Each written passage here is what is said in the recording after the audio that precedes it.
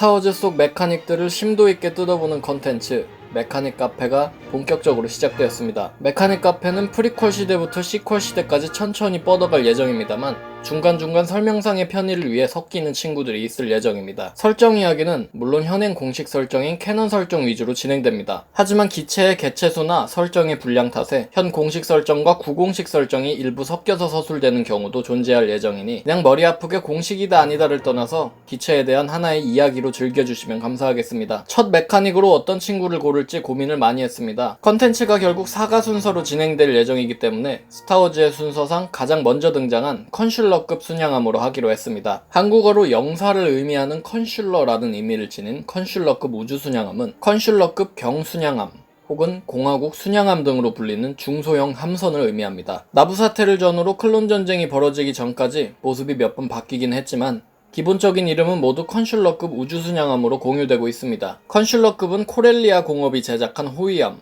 즉 프리기탐급 함선으로 전쟁 전에는 총 전장 115m, 클론 전쟁기에 접어들어서는 138.55m의 길이를 자랑하며 3개의 엔진으로 대기권 내에서 시속 900에서 1200km를 비행합니다. 최소 9인의 승무원, 최대 24인의 승객을 탑승시키는 컨슐러급은 전쟁 전에는 비무장 함선이었으나 전쟁기에 접어들어 쌍열 터보 레이저 포탑 5문, 레이저 포탑 1문 및 기타 무기들로 무장합니다. 컨슐러급의 가장 큰 특징은 선두 부분의 살롱포드인데 탈출 포드의 역할을 겸하는 살롱포드는 각종 편의시설이 설비된 고급 시설입니다. 컨슐러급 우주순양함은 스타워즈 에피소드 1 보이지 않는 위험의 시작과 동시에 등장해서 콰이곤 진과 오비완 케노비를 무역연합 우주선으로 옮겨주고는 장렬히 터진 그 우주선입니다. 영화 속에 등장한 친구는 레디언트 7이라는 이름의 영사선인데요. 이들은 3부작의 첫 우주선이라는 테마 외에도 무수한 컨셉을 탄티비4와 공유합니다. 컨슐러라는 이름부터 자신의 우주선이 영사선이라고 말한 레아 공주의 말을 돌이켜보면 본의 아니게 피식 웃게 되는데요. 컨슐러급의 디자인은 클래식 3부작의 밀레니엄 팔코노 설정화에서 가져온 것으로 탄티비를 한번 거친 이 우주선 디자인은 조지 루카스의 말맞다나 코러산트스러운 우주선입니다.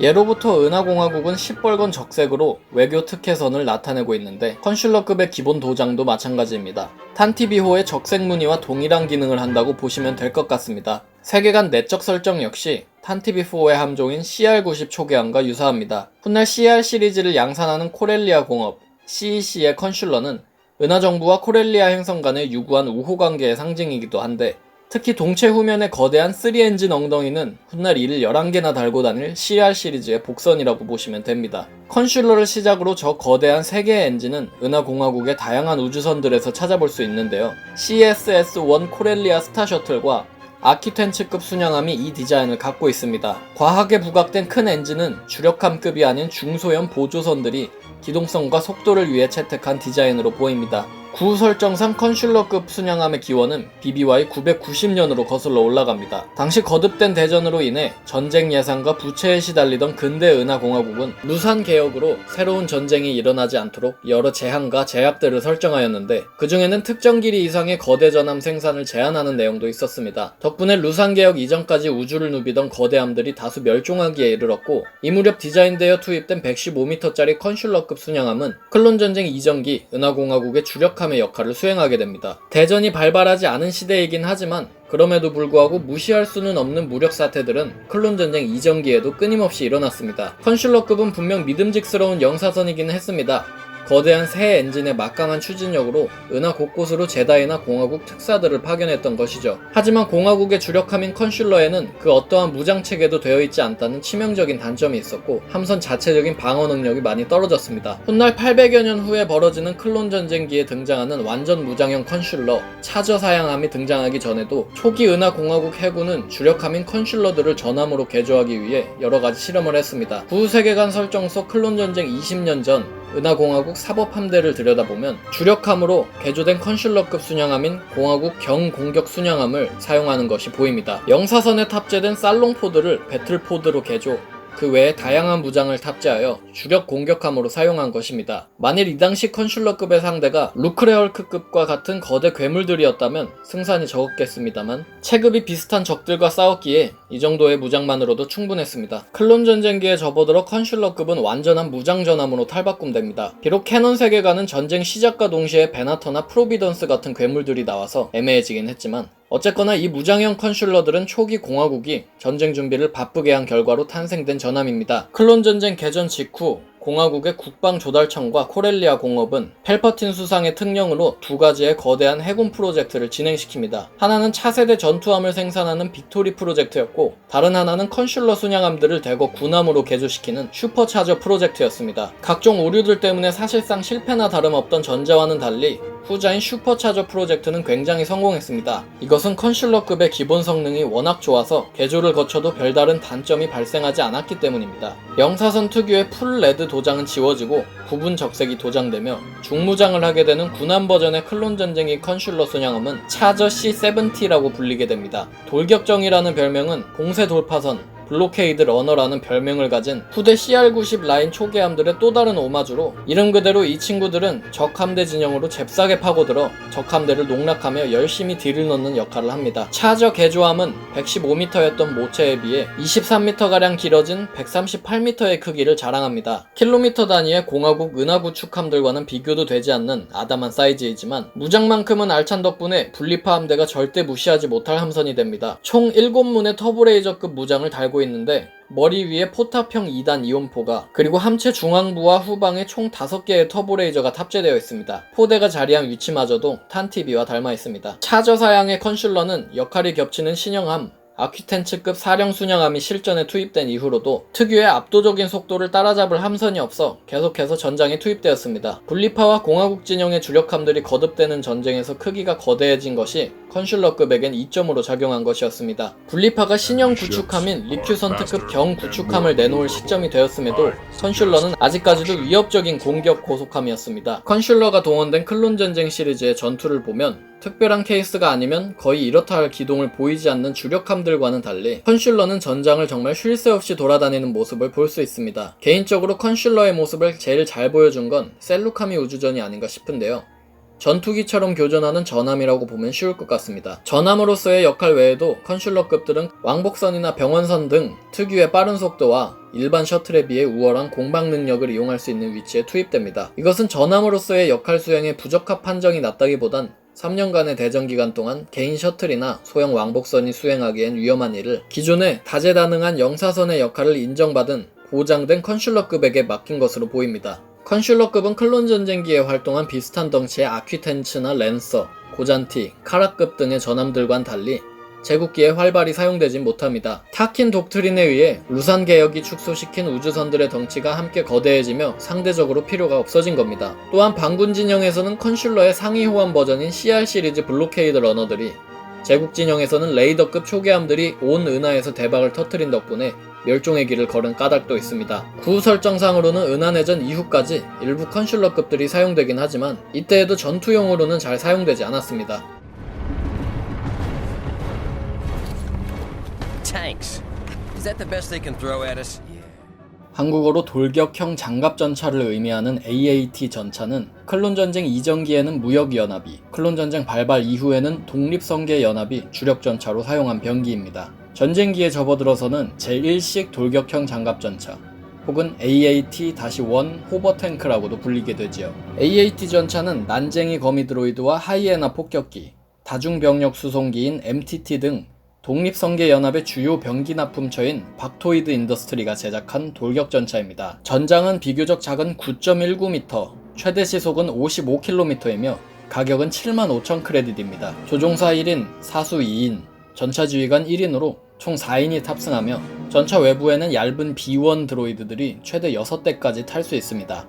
작긴 하지만 무장은 야무져서 포탑형 중 레이저 포 1문, 측면 레이저 4문, 동체 하단에 에너지탄 발사구가 6개 마련되어 있습니다. AAT 전차는 스타워즈 에피소드 1 보이지 않는 위험에 처음 등장하여 영화의 몇 안 되는 볼거리 중 하나인 대평원 전투에서 건간 종족의 에너지장을 열심히 두들기는 모습을 보여주었습니다. 영화 전체적으로 큰 활약은 없었지만 이 독특하게 생긴 외형의 외계 전차는 관객들이 처음 마주하는 상압빛 드로이드군을 무섭게 보이게 해줬습니다. AAT는 이후 무역연합 사병대 소속임을 나타내는 상하색에서 분리파 소속임을 나타내는 푸른 계열 도장으로 바뀌는데요. 최근 배드배치 시리즈에서는 갈색 계열의 분리파 도장이 그려진 전차도 목격되어서 클론전쟁 말기에는 특유의 푸른 도장 외에도 작전지에 따라서 여러가지 도장을 그려놓는 듯 합니다. AAT의 가장 큰 장점은 성능 대비 가격입니다. 75,000 크레딧이라는 가격은 그렇게 싼 축에 속하진 않습니다.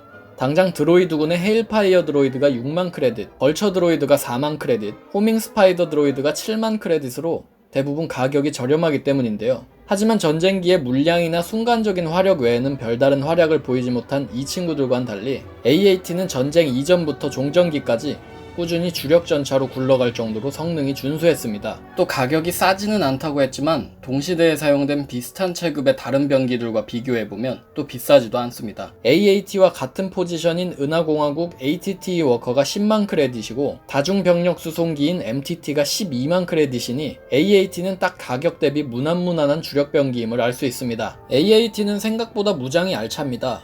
공화국 진영의 주력 전차인 ATT가 주포 하나에 보조용포 6문으로 무장하고 있다면 AAT는 주포 하나에 보조용포 4문, 거기에 폭발물 발사관까지 탑재하고 있습니다. 전차의 총 폭장량은 자그마치 폭약 57발이나 되는데 전차 안에 아예 내장이 되는 구조라서 이 탄을 다 쓰면 동체 하부를 통째로 개봉해서 탄을 재수불 해야 한다는 단점이 있습니다. AAT는 주적인 ATT 워커의 절반도 되지 않는 크기이지만 주포의 화력은 일격에 ATT 워커를 파괴시킬 수 있을 정도로 막강했습니다. 보조용 포들도 대인용으로는 최고의 성능을 자랑하죠. 다만 360도로 회전까지 되는 이 포대 구조에 한 가지 단점이 있다면 전차에 가까이 접근하는 적을 상대하기 힘들다는 겁니다. 이 디자인적 결함은 애니메이션 시리즈에서도 몇 번 등장하지만 당장의 게임인 배틀프론트 2를 해보시면 무슨 소린지 체감이 됩니다. 가까이 붙는 적은 AAT의 무기로 처리하지 못해요. 물론 반중력 차량이라는 점 덕분에 기체 자체를 기울일 수는 있지만 거기에도 한계가 있습니다.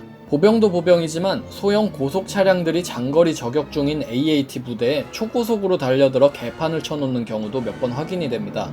그중 하나가 라일로스 전투였죠. 그래서 최근 클론 전쟁 시즌 7을 시작으로 AAT 전차들이 먼 거리에서 쏠 뿐만 아니라 포를 하늘 위로 치켜들고 곡사로 적을 공격하는 연출들이 자주 보입니다. 그런데 AAT 주포는 분명 레이저포라서 저게 될 리가 없는... 아무튼 무장 이야기를 조금 더 하자면 AAT의 하단에는 총 57발이나 되는 폭발물들이 있는데 총 3종류로 이루어져 있습니다. 가장 수가 많은 건 범용성 고폭탄, 그 다음이 대장갑탄, 그리고 마지막이 벙커버스터탄입니다. 덕분에 AAT는 임무에 따라서 다양한 적들을 상대로 유연한 전투를 벌일 수가 있죠. 단점이라면 하필 동체에 내장된 모양이라 전차가 바라보는 방향으로만 발사가 가능하다는 정도가 되겠네요. AAT 전차 최대의 단점은 바깥과 이어지는 해치가 많고 하부에 폭발물들을 싣고 있기 때문에 아래를 치는 공격들에 취약하다는 점입니다. AAT는 전면 장갑은 두꺼워서 나무들도 쓰러뜨리지만 정작 이 해치 때문에 제값을 하지 못합니다. 활용점정으로 멋진 지능을 가진 드로이드들이 도대체가 해치를 닫고 잠글 생각을 하질 않는데요. 굳이 제다이가 되지 않더라도 짬밥 좀 찬 클론들은 그냥 무작정 다가가서 해치를 열고 EMP탄이나 수류탄을 집어넣어 파괴합니다. 클론 전쟁 시리즈의 온데론 파트를 보면 렉스를 비롯한 공화국 교관들이 온데론 반군들에게 손쉽게 AAT 전차를 처리하는 방법을 알려주죠. 이때 앞서 말한 근거리의 적을 공격하지 못하는 디자인적 결함까지 있는 덕분에 AAT는 이런 근거리 게릴라 전술에 취약합니다. 하부의 경우에는 크게 묘사된 적은 없지만 클론 전쟁 1화에서 요다가 하부에 광선검을 넣고 전차를 가르는 기행을 보여주어서 예시로 삼을만 합니다. 이름맞다나 전면부에 중장갑을 두르고 돌격하는 식으로 공격하는 AAT는 클론 전쟁기에 널리 사용된 전차입니다. 구 설정상으로는 헤비 AAT라는 중전차 사양 아종이 있었는데 이 친구는 다중병력 수송기와 AAT를 섞은 듯한 외형입니다. 현 설정상으로는 마리둔 방어전에서 사용되었던 생물체들만 공격하고 드로이드군에는 영향이 없는 고엽제 전차가 가장 대표적인 아종입니다. 은하 내전기로 넘어가면 제국군 돌격전차, 반군연맹사양 AAT 등 AAT 전차 자체가 계속 사용되거나 그 디자인을 참고하여 신병기를 제작하는 등 클론 전쟁 종전 이후에도 활발하게 사용되었습니다. 드로이드 승무원들의 최적화된 기체를 유기체 승무원들에 맞게 개조까지 해가면서 사용할 정도로 그 성능과 효과가 탁월했던 덕분이겠습니다. I've never seen a ship like this. What is she anyway? She's a fire spray pursuit special, one of 6 prototypes manufactured for the prison. She's the last of her kind now. We're ready for the jump to lightspeed. Let's see what she can do.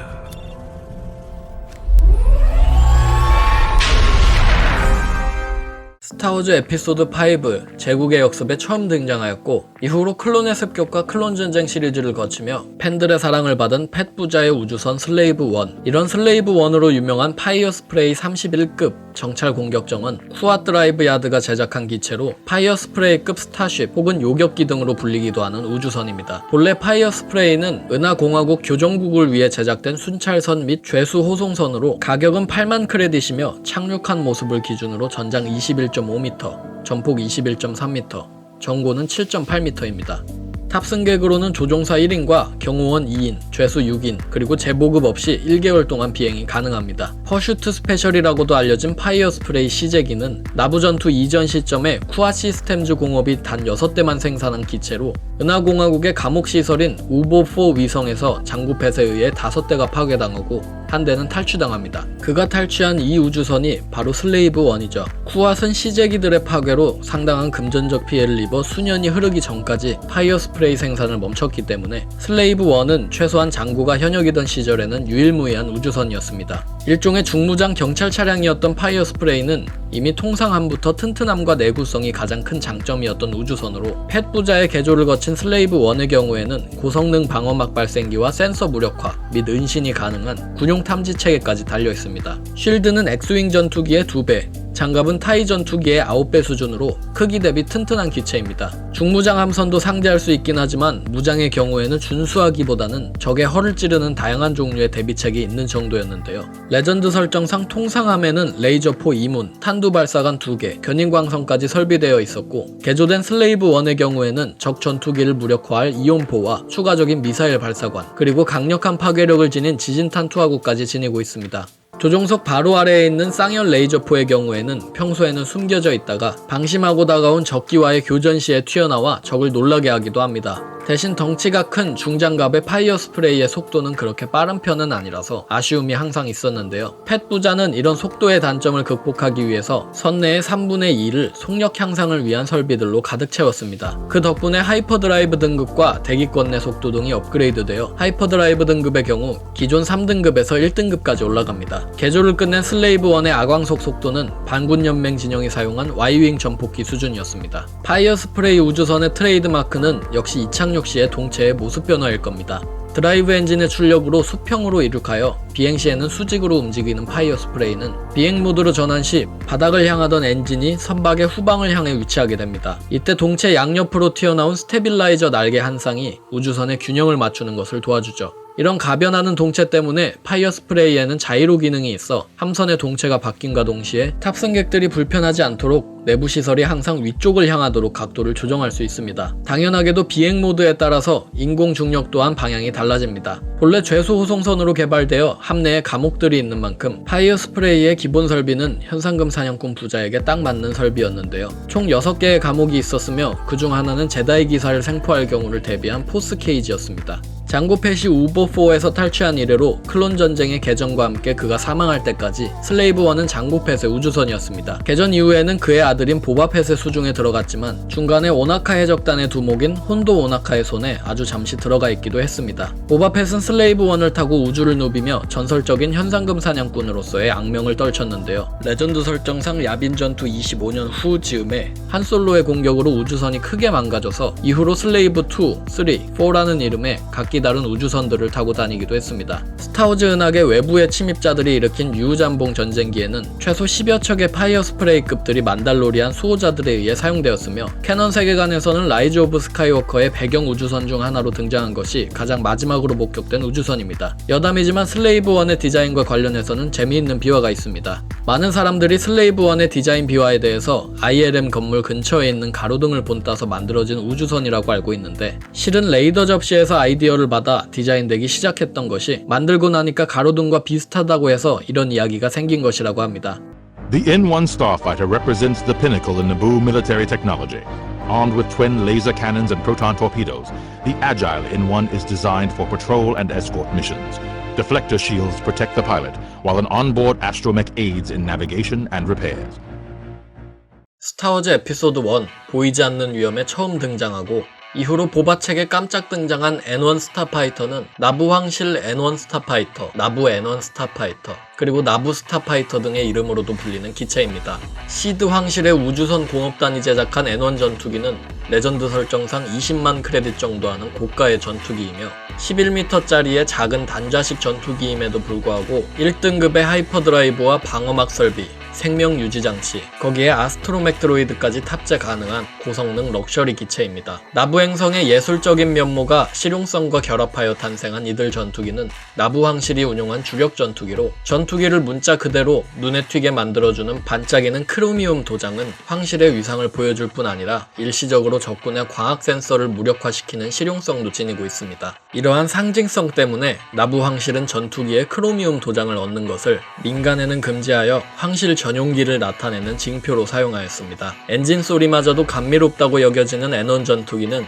J-타입 쌍발 엔진 덕분에 아주 빠르게 움직였는데요. 누비안이 제작한 둘둘하나 엔진은 행성의 자연을 해치고 싶지 않았던 나부인들의 바람이 반영되어 전투기에서 유독 배기가스가 최소한으로 배출되도록 도왔습니다. 아광속 엔진과 더불어 전투기에 탑재된 누비안 모나크 C4 하이퍼드라이브 엔진 덕분에 N1 전투기는 초공간 도약도 가능했습니다. 자동 조종 기능과 아스트로맥 드로이드 탑재 기능은 전투기를 더욱 다양한 상황에 대처할 수 있게 도와주었죠. N1 전투기는 쌍발 블라스터포와 전투기 앞쪽에 보이는 내장형 양자어뢰 발사관으로 무장하고 있습니다. 양자어뢰의 경우 한 번에 두 발이 연속으로 발사되는 구조로 총 10개의 어뢰를 탑재할 수 있습니다. 다만 나부 전투기는 보통 호위 및 정찰 임무를 수행하기 때문에 완전히 공격에 특화된 전투기는 아니었습니다. 이들의 장점은 기동성과 속도였기 때문에 공대지 공격이나 좁은 곳에서 이루어지는 전투에는 적합하지 않습니다. 나부 전투기에는 특이하게도 착륙 장치가 없습니다. 그 대신에 진보된 반중력 기술이 전투기를 띄우는 역할을 합니다. 외관의 가장 큰 특징 중 하나인 꼬리는 전투기들이 경납고에 착륙해 있을 때 고정하는 역할을 수행합니다. 전투기 후방의 긴 꼬리가 경납고의 구멍에 들어가는 구조인데요. 최신 드라마에서도 등장했듯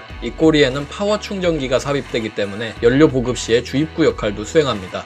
재미있게도 나부인들은 거대한 나부 외교선의 날개에 도킹 소켓을 달아서 나부 전투기들이 일종의 공중급유를 할 수 있게끔 설계했습니다. 그 덕분에 나부 전투기들은 소형 전투기임에도 불구하고 재보급을 통해 장기간 동안 작전을 펼칠 수 있었습니다. 야빈 전투 200에서 300년 전이었던 고공화국기부터 사용이 시작된 N1 전투기는 나부 황실의 자랑이었습니다. 가히 나부를 상징하는 전투기라고 해도 과언이 아닌 이들은 무역연합이 사병대를 이끌고 나부 행성을 봉쇄했던 당시 행성을 해방시킨 주력군이었는데요. 브라보 비행대의 대원들은 드로이드들이 막아둔 황실 경납고에서 전투기들을 발진시켜 무역연합의 드로이드 통제선인 버툰팔라호를 파괴하는 데 성공합니다. 특히 브라보 비행대와 함께 이륙한 어린 아나킨 스카이워커는 뛰어난 조종술을 이용하여 통제선의 내부 경납고를 파괴, 결과적으로 격침시키는 큰 공적을 세웠습니다. 이후 나부 전투기들은 나부를 대표하는 의원이 된 파드메 아미달라 여왕이 공화국 중앙군 창설안에 반대하는 투표를 하고자 코러산트 행성으로 향했을 당시 3기가 동원되어 의원 경호 임무를 수행했습니다.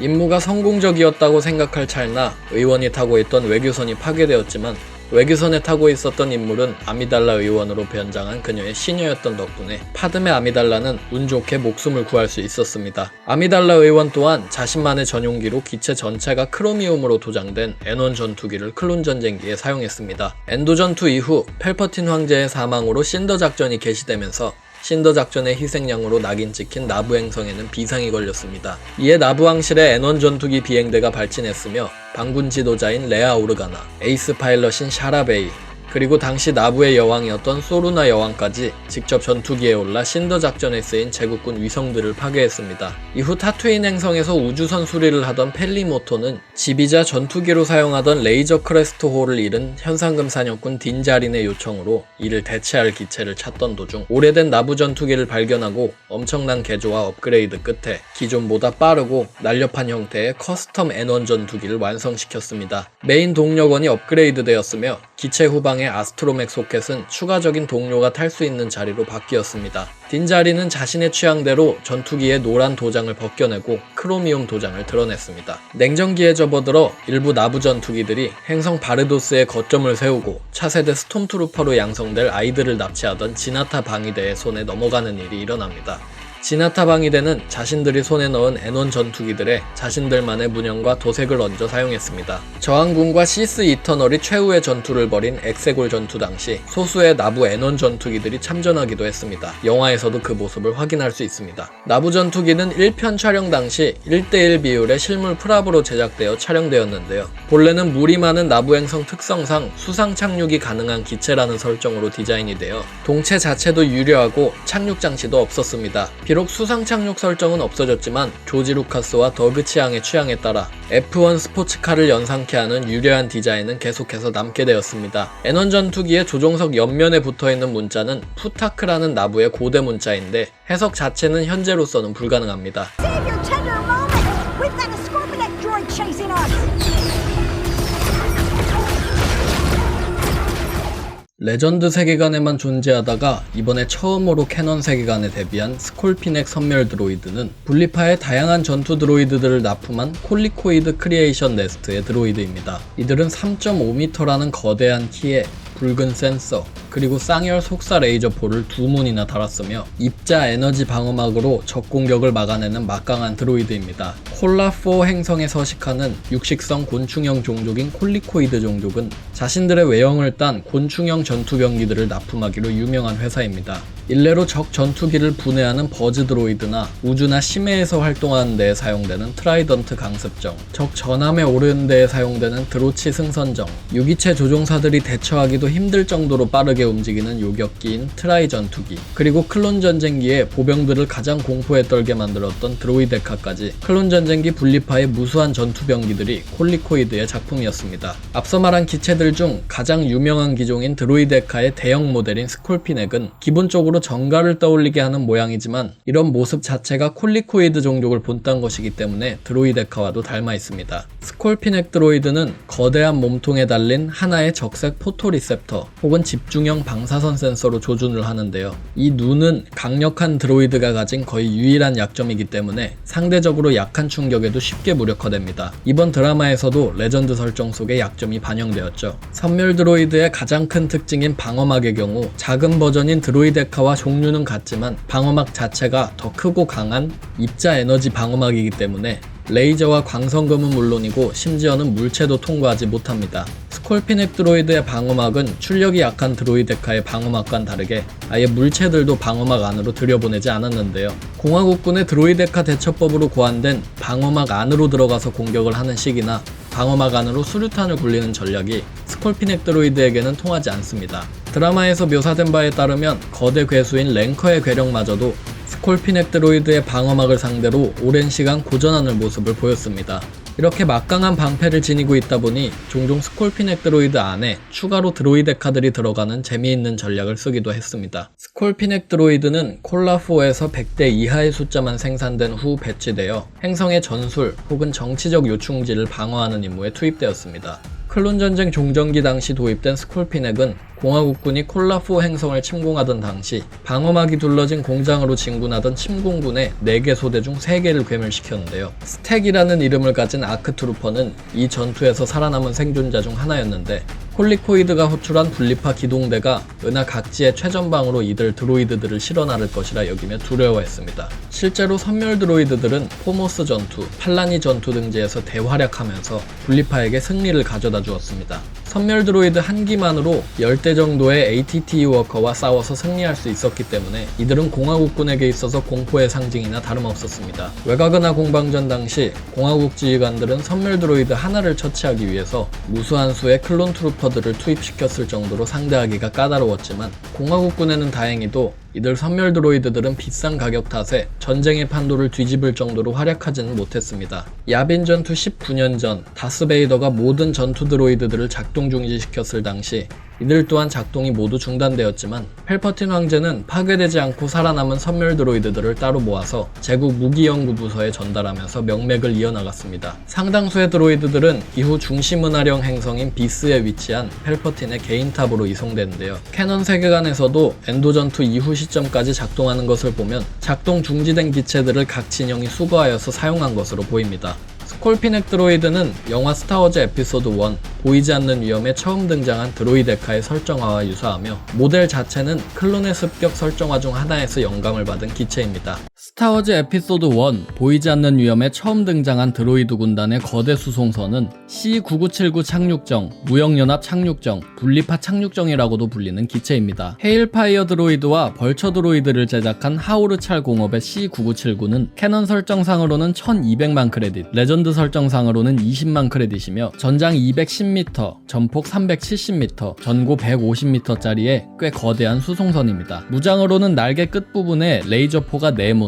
포탑형 대포가 4문 달려 있습니다. 레전드 설정상으로는 초공간 도약이 불가능하지만 캐논 설정에서는 2.0등급 하이퍼드라이브 덕분에 초공간 도약도 가능합니다. 레전드 설정상 C-9979는 무역연합 상업함대의 상업용 바지선과 비슷한 외형을 지닌 군사용 수송선입니다. 좌우로만 370m인 이 거대한 우주선의 장점은 무지막지한 수송 능력이었죠. 88기의 OOM 드로이드나 140인의 유기체 승무원들이 조종하는 C-9979 상륙정 한 대는 AAT 전차 114대, MTT 11대, PAC 28대를 기본으로 수송할 수 있는데 전차인 AAT의 승무원을 제외하더라도 MTT와 PAC에 탑재된 B1 드로이드를 4368대나 이송할 수가 있습니다. 캐논 설정은 여기에 한술 더 떠서 추가적인 전투 드로이드 2500기를 더 실을 수 있다고 말하고 있습니다. 그러니 착륙정 한 척당 거의 7000기에 가까운 B1 전투 드로이드들이 탑승하고 있습니다. C-9979의 이런 사기적인 수송 능력의 비밀은 날개에 달려 있습니다. 이들은 4개의 거대한 날개 안에 드로이드들을 싣고 있는데요. 단단한 강철도 버티지 못하는 적재량 탓에 수송선 내부에는 추가적으로 텐서필드, 소위 장력장이라는 기술이 설비되어 기체의 파손을 막았습니다. 텐서필드 기술은 훗날 제국의 AT-ACT 워커 등의 무거운 화물 적재 차량에 접목되기도 하죠. C-9979 착륙정들은 워낙 날개가 크고 무겁기 때문에 평소에는 착륙정의 날개를 따로 제거해서 탑재할 수 있었습니다. 또한 날개가 붙어 있더라도 기체 손상을 막기 위해서 평소에는 내부 기체들을 모두 제거한 상태로 탑재를 했습니다. 보통은 지상군 위주의 수송 사양이지만 때에 따라서는 144기의 전투기들을 실을 수 있는 전투기 모함 사양으로도 개조가 가능합니다. 또한 달팽이 탱크라고도 알려져 있는 NR-N99 퍼슈에이더 전차나 분리파의 이동식 지휘본부, 셰시패드 왕복선도 실릴 수가 있습니다. 비좁은 우주선 안에 엄청난 수의 기체들이 실려 있는 만큼 우주선 내부에는 리펄서 트랙이 깔려 있어서 기체들이 지정된 트랙을 따라서 움직이도록 설계되었습니다. 트랙을 따라 회전식 램프와 자동 유도 장치가 설비된 주둔지로 옮겨지면 동체 상단에 달린 마치 인형 뽑기 기계 속 갈고리 같은 클램프가 기체들을 집어서 출입구가 있는 동체 하부로 옮깁니다. 이 모습은 영화에서도 아주 잠깐 확인할 수가 있는데요. 이런 다양한 장치들로 기체들의 혼란을 방지한 덕분에 총 4개 날개에 실린 중장비들이 최종적으로 우주선 하단에 착륙 램프로 문제없이 옮겨집니다. 기체 자체는 하단에 달린 3개의 착륙 장치 덕분에 평지에 착륙이 가능했습니다. 나부 사태 당시 무역연합은 여러 대의 C-9979 착륙정들을 동원하여 나부 지표의 나부인들과 건간 종족을 억압하는 데에 사용했습니다. 당시 착륙정들은 무역연합 사양의 갈색으로 칠해져 있었죠. 이들은 AAT 전차, MTT 수송기, PAC 수송기, 스텝 등 수많은 무역연합 전투병기들을 실어 날랐습니다. 이후 클론 전쟁이 발발하자 C-9979는 분리파의 주력 수송선으로 이용되기 시작합니다. 그에 맞추어 도장 또한 분리파의 푸른색과 흰색 도장으로 바뀌었죠. 하지만 상황에 따라서는 행성의 자연 환경에 맞는 위장 무늬가 그려져 있기도 했는데 토이다리아 행성에서 아사즈 벤트리스가 요다와 전투를 벌일 당시에 동원된 기체가 그 예시입니다. 그 외에도 라일로스 전투,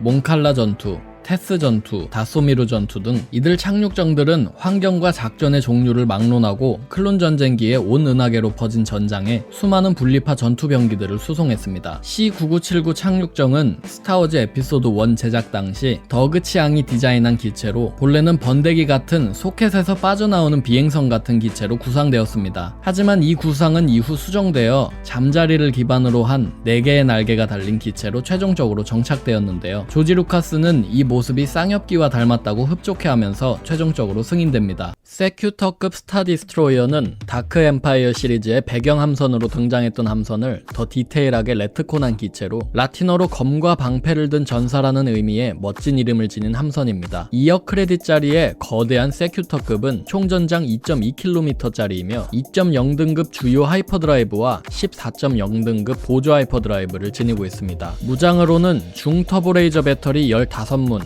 경터브레이저 15문, 전함용 이온포탑 10문, 전함용 이온포 5문, 중형 이온포 16문, 견인광선 발생기 12개를 달고 있습니다. 이 거체를 운용하는 승무원은 장교와 조종사를 포함해 총 4만 명이고 재보급 없이 한 번 출항할 때마다 최대 2년간 작전을 벌일 수 있습니다. 세큐터급 스타디스트로이어는 전함 자체가 클론 전쟁기에 조금이라도 쓰였는지는 알려진 바가 없지만 은하공화국기의 베나터급 스타디스트로이어의 후속 기체입니다. 그 단적인 예시로 세큐터급은 통상의 제국 전함 함교와 달리 베나터급과 동일한 2개의 함교가 우뚝 솟아있죠. 또한 함교가 있는 위치 또한 평범한 함선과는 다르게 함체 정중앙에 솟아있다는 점도 큰 특징입니다. 베나터급의 함교가 각각 전함과 함재기 관제 역할을 수행했던 것을 생각하면 세큐터급의 함교 또한 동일한 이유로 2개가 설비된 것으로 추측됩니다. 항모와 스타디스트로이어의 역할을 모두 수행했던 베나터급을 뛰어넘어 순양 전함의 포지션까지 노린 세큐터급은 다재다능한 전함입니다. 하지만 참 안쓰럽게도 세큐터급은 소위 덩치값을 하지 못한다고 취급받는 함선이었는데요. 아낙시스 함선 분류상 크기와 길이로만 따지면 실질적으로는 배틀크루저, 즉 순양 전함이지만 수송 능력에 치중한 탓에 공방 능력이 떨어져서 스타디스트로이어 취급을 받았습니다. 그럼에도 불구하고 거대한 세큐터급은 은하제국 해군이 보유한 함선들을 통틀어서 가장 커다란 수송모함이었습니다. 세큐터급의 장점인 수송 능력은 선대 베나터급의 사기적인 수송 능력을 따라가는 수준은 아니었지만 스타파이터 144기를 비롯한 왕복정과 착륙정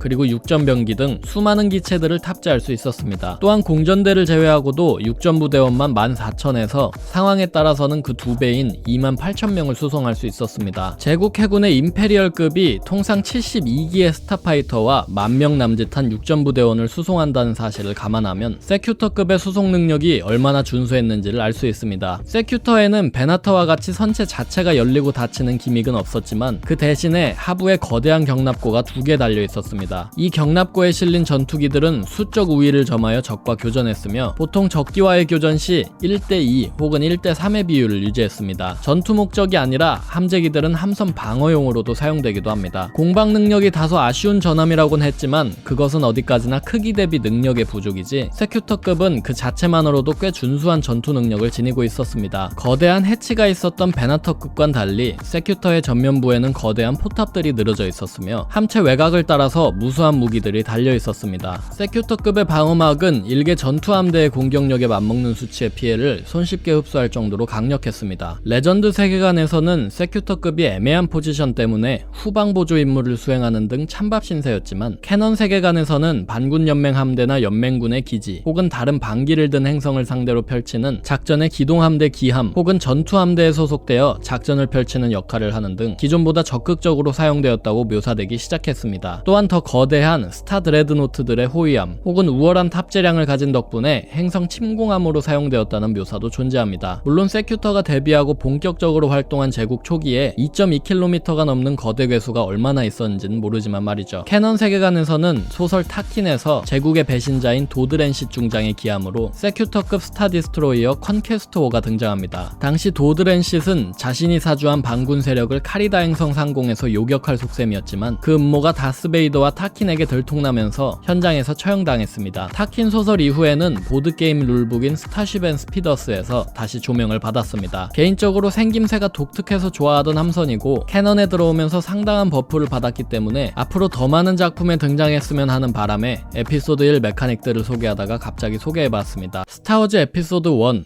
보이지 않는 위험에 처음 등장한 드로이드 군단의 리펄서 리프트 수송기는 다중병력 수송기, 통칭 MTT라 불리는 기체입니다. 한국에서는 고구마라는 별칭도 있죠. 박토이드 아머 워크숍이 개발한 MTT는 12만 크레딧이며 전장 35.94m, 전고 10.54m로 거대한 몸집을 지니고 있습니다. 쿠앗 프레미온 마크2 동력원으로 이동하는 이들은 최대 시속 31km로 움직일 수 있으며 주 무장으로는 스타파이터도 격추가 가능하다고 할 정도로 정확한 명중률에 2연장 17kV 대인 블라스터 2문을 탑재하고 있습니다. 거대한 정글 짐승을 떠오르게 하는 이들은 전면부가 굉장히 강화된 수송기체로 본 목적은 병력 수송기이지만 전차이자 공성 차량으로도 사용된다는 점에서 제국기 AT-AT 워커와 비슷한 기체입니다. 하지만 그 크기만큼은 거의 36m짜리 기체라는 점에서 전장 20m짜리 AT-AT 워커는 이미 뛰어넘은 수준이었죠. 레전드 설정상 MTT는 본래 개조된 화물용 포드 내지는 일반적인 수송기로 디자인될 예정이었지만 박토이드의 디자이너들이 일반적인 병력이나 화물이 아니라 드로이드를 운반해야 한다면서 전투 드로이드용 병력 거치대를 넣으면서 드로이드용 수송기가 되었습니다. 이런 선택 때문에 MTT는 B1 전투 드로이드만 112기를 실어 나를 수 있는데 이 압도적인 수송 능력은 B1 드로이드 한정으로 드로이드들을 접어서 보관한다는 운용법 덕분이었습니다. 클론 전쟁기에 접어들어 B1 드로이드의 업그레이드 모델인 B2 드로이드들이 출시되자 덩치가 크고 접는 것이 불가능한 이들의 경우에는 일반적인 MTT 한 대당 12기만 수송이 가능했습니다. 보통 MTT에는 B1 드로이드 기준으로 보병 100기, 경호 드로이드 10기, 사령관 드로이드 2기가 탑재되는 것이 표준적인 사양입니다. 하지만 드로이드용 병력 거치대를 제거하면 20기의 드로이데카들이나 최대 100톤의 일반적인 화물 수송도 가능했습니다. 나중에 소개해드리겠지만 MTT의 병력 거치대는 소형 경장갑 차량인 PAC도 동일하게 공유하는 것이었으며 클론 전쟁기에는 비슷한 거치대를 HMP 드로이드 건십에 달아서 공중 수송하는 경우도 자주 보였습니다. MTT는 총 2인에서 5인의 승무원진으로 운용됩니다. 드로이드 사령선의 명령을 받는 OM 파일럿 드로이드 2대가 주요 조종과 사수의 임무를 수행하며 거치대를 관리하는 드로이드나 총괄 책임자 드로이드가 추가로 탑승합니다. MTT는 중장갑의 수송 능력도 좋은 기체이긴 했지만 여러가지 단점이 있었습니다. 우선 병력 거치대가 튀어나오는 해치가 전면부에 있다는 점이었죠. 병력 배치 구역이 안전하지 않으면 전방에서 쏟아지는 적포화에 기껏 공수해온 병력이 모두 소실될 가능성이 있었습니다. 또한 해치를 여는 동안에는 MTT 자체가 움직일 수 없기 때문에 스텝 기동대나 AAT 전차부대 등의 호위 병력이 무조건적으로 동반해야 했습니다. 그 대신 병력 전개가 굉장히 빠르고 클론 전쟁기에는 아예 전투 준비가 완료된 병력을 실으면서 그 속도가 더 빨라졌기 때문에 막기 전에 병력을 배치하면 된다는 모습을 보이기도 했습니다. 무장 또한 회전식 포탑이긴 해도 후방이나 측면 방어가 힘들었기 때문에 마찬가지로 호위 병력이 꼭 필요한 기체였습니다. 실질적으로 나부 사태 당시에 처음 투입된 MTT 수송기들은 그 거대한 덩치로 나부의 나무들을 쓰러뜨리고 도시까지 진군해서는 수많은 전투 드로이드들을 전장에 투입했습니다. 이들은 대평원 전투 당시에도 무역연합의 드로이드 주력군을 전장에 배치했었죠. 워낙 제 역할을 잘 해내는 기체이다 보니 클론 전쟁기에도 MTT들은 라일로스와 다소미르 등의 다양한 전장에서 사용되었습니다. 특히 차체의 도장이 갈색에서 분리파의 푸른색과 흰색 도장으로 변경되기까지 했는데요. 박토이드 워크숍은 전쟁기 동안 MTT의 몇 가지 개량형 기체들을 선보였습니다. 레전드 설정상 비무장 버전인 다중 유틸리티 수송기 MUT와 비행사양의 MTT 그리고 헤비 MTT 등의 기체들이 전장에 투입되었습니다. 은하내전기에 접어들어서는 일부 MTT들이 용병 세력의 손에 들어가 사용되었습니다. 일례로 도우틴 헌터즈 용병단은 개조된 MTT들을 주력 병력으로 이용했습니다. 스타워즈 에피소드 1 제작 당시 조지 루카스는 거대한 기관차 형체의 기체가 그 앞길을 막는 모든 것들을 짓밟기를 원했습니다. 이에 미술부서 측에서는 공성무기와 기관차들을 이용한 디자인들을 만들어 왔지만 결국에는 더그 치앙이 동물의 형태를 녹여낸 디자인을 만들면서 해당 디자인이 채택되었습니다. 최종적으로 채택된 디자인은 코끼리의 형상으로 높은 이마와 코끼리 상하에서 영감을 받은 블라스터 대포가 그 증거입니다. 저처럼 스타워즈 메카닉을 좋아하시면서 영화 시스의 복수까지 사랑하는 스타워즈 팬이라면 스타워즈 에피소드 3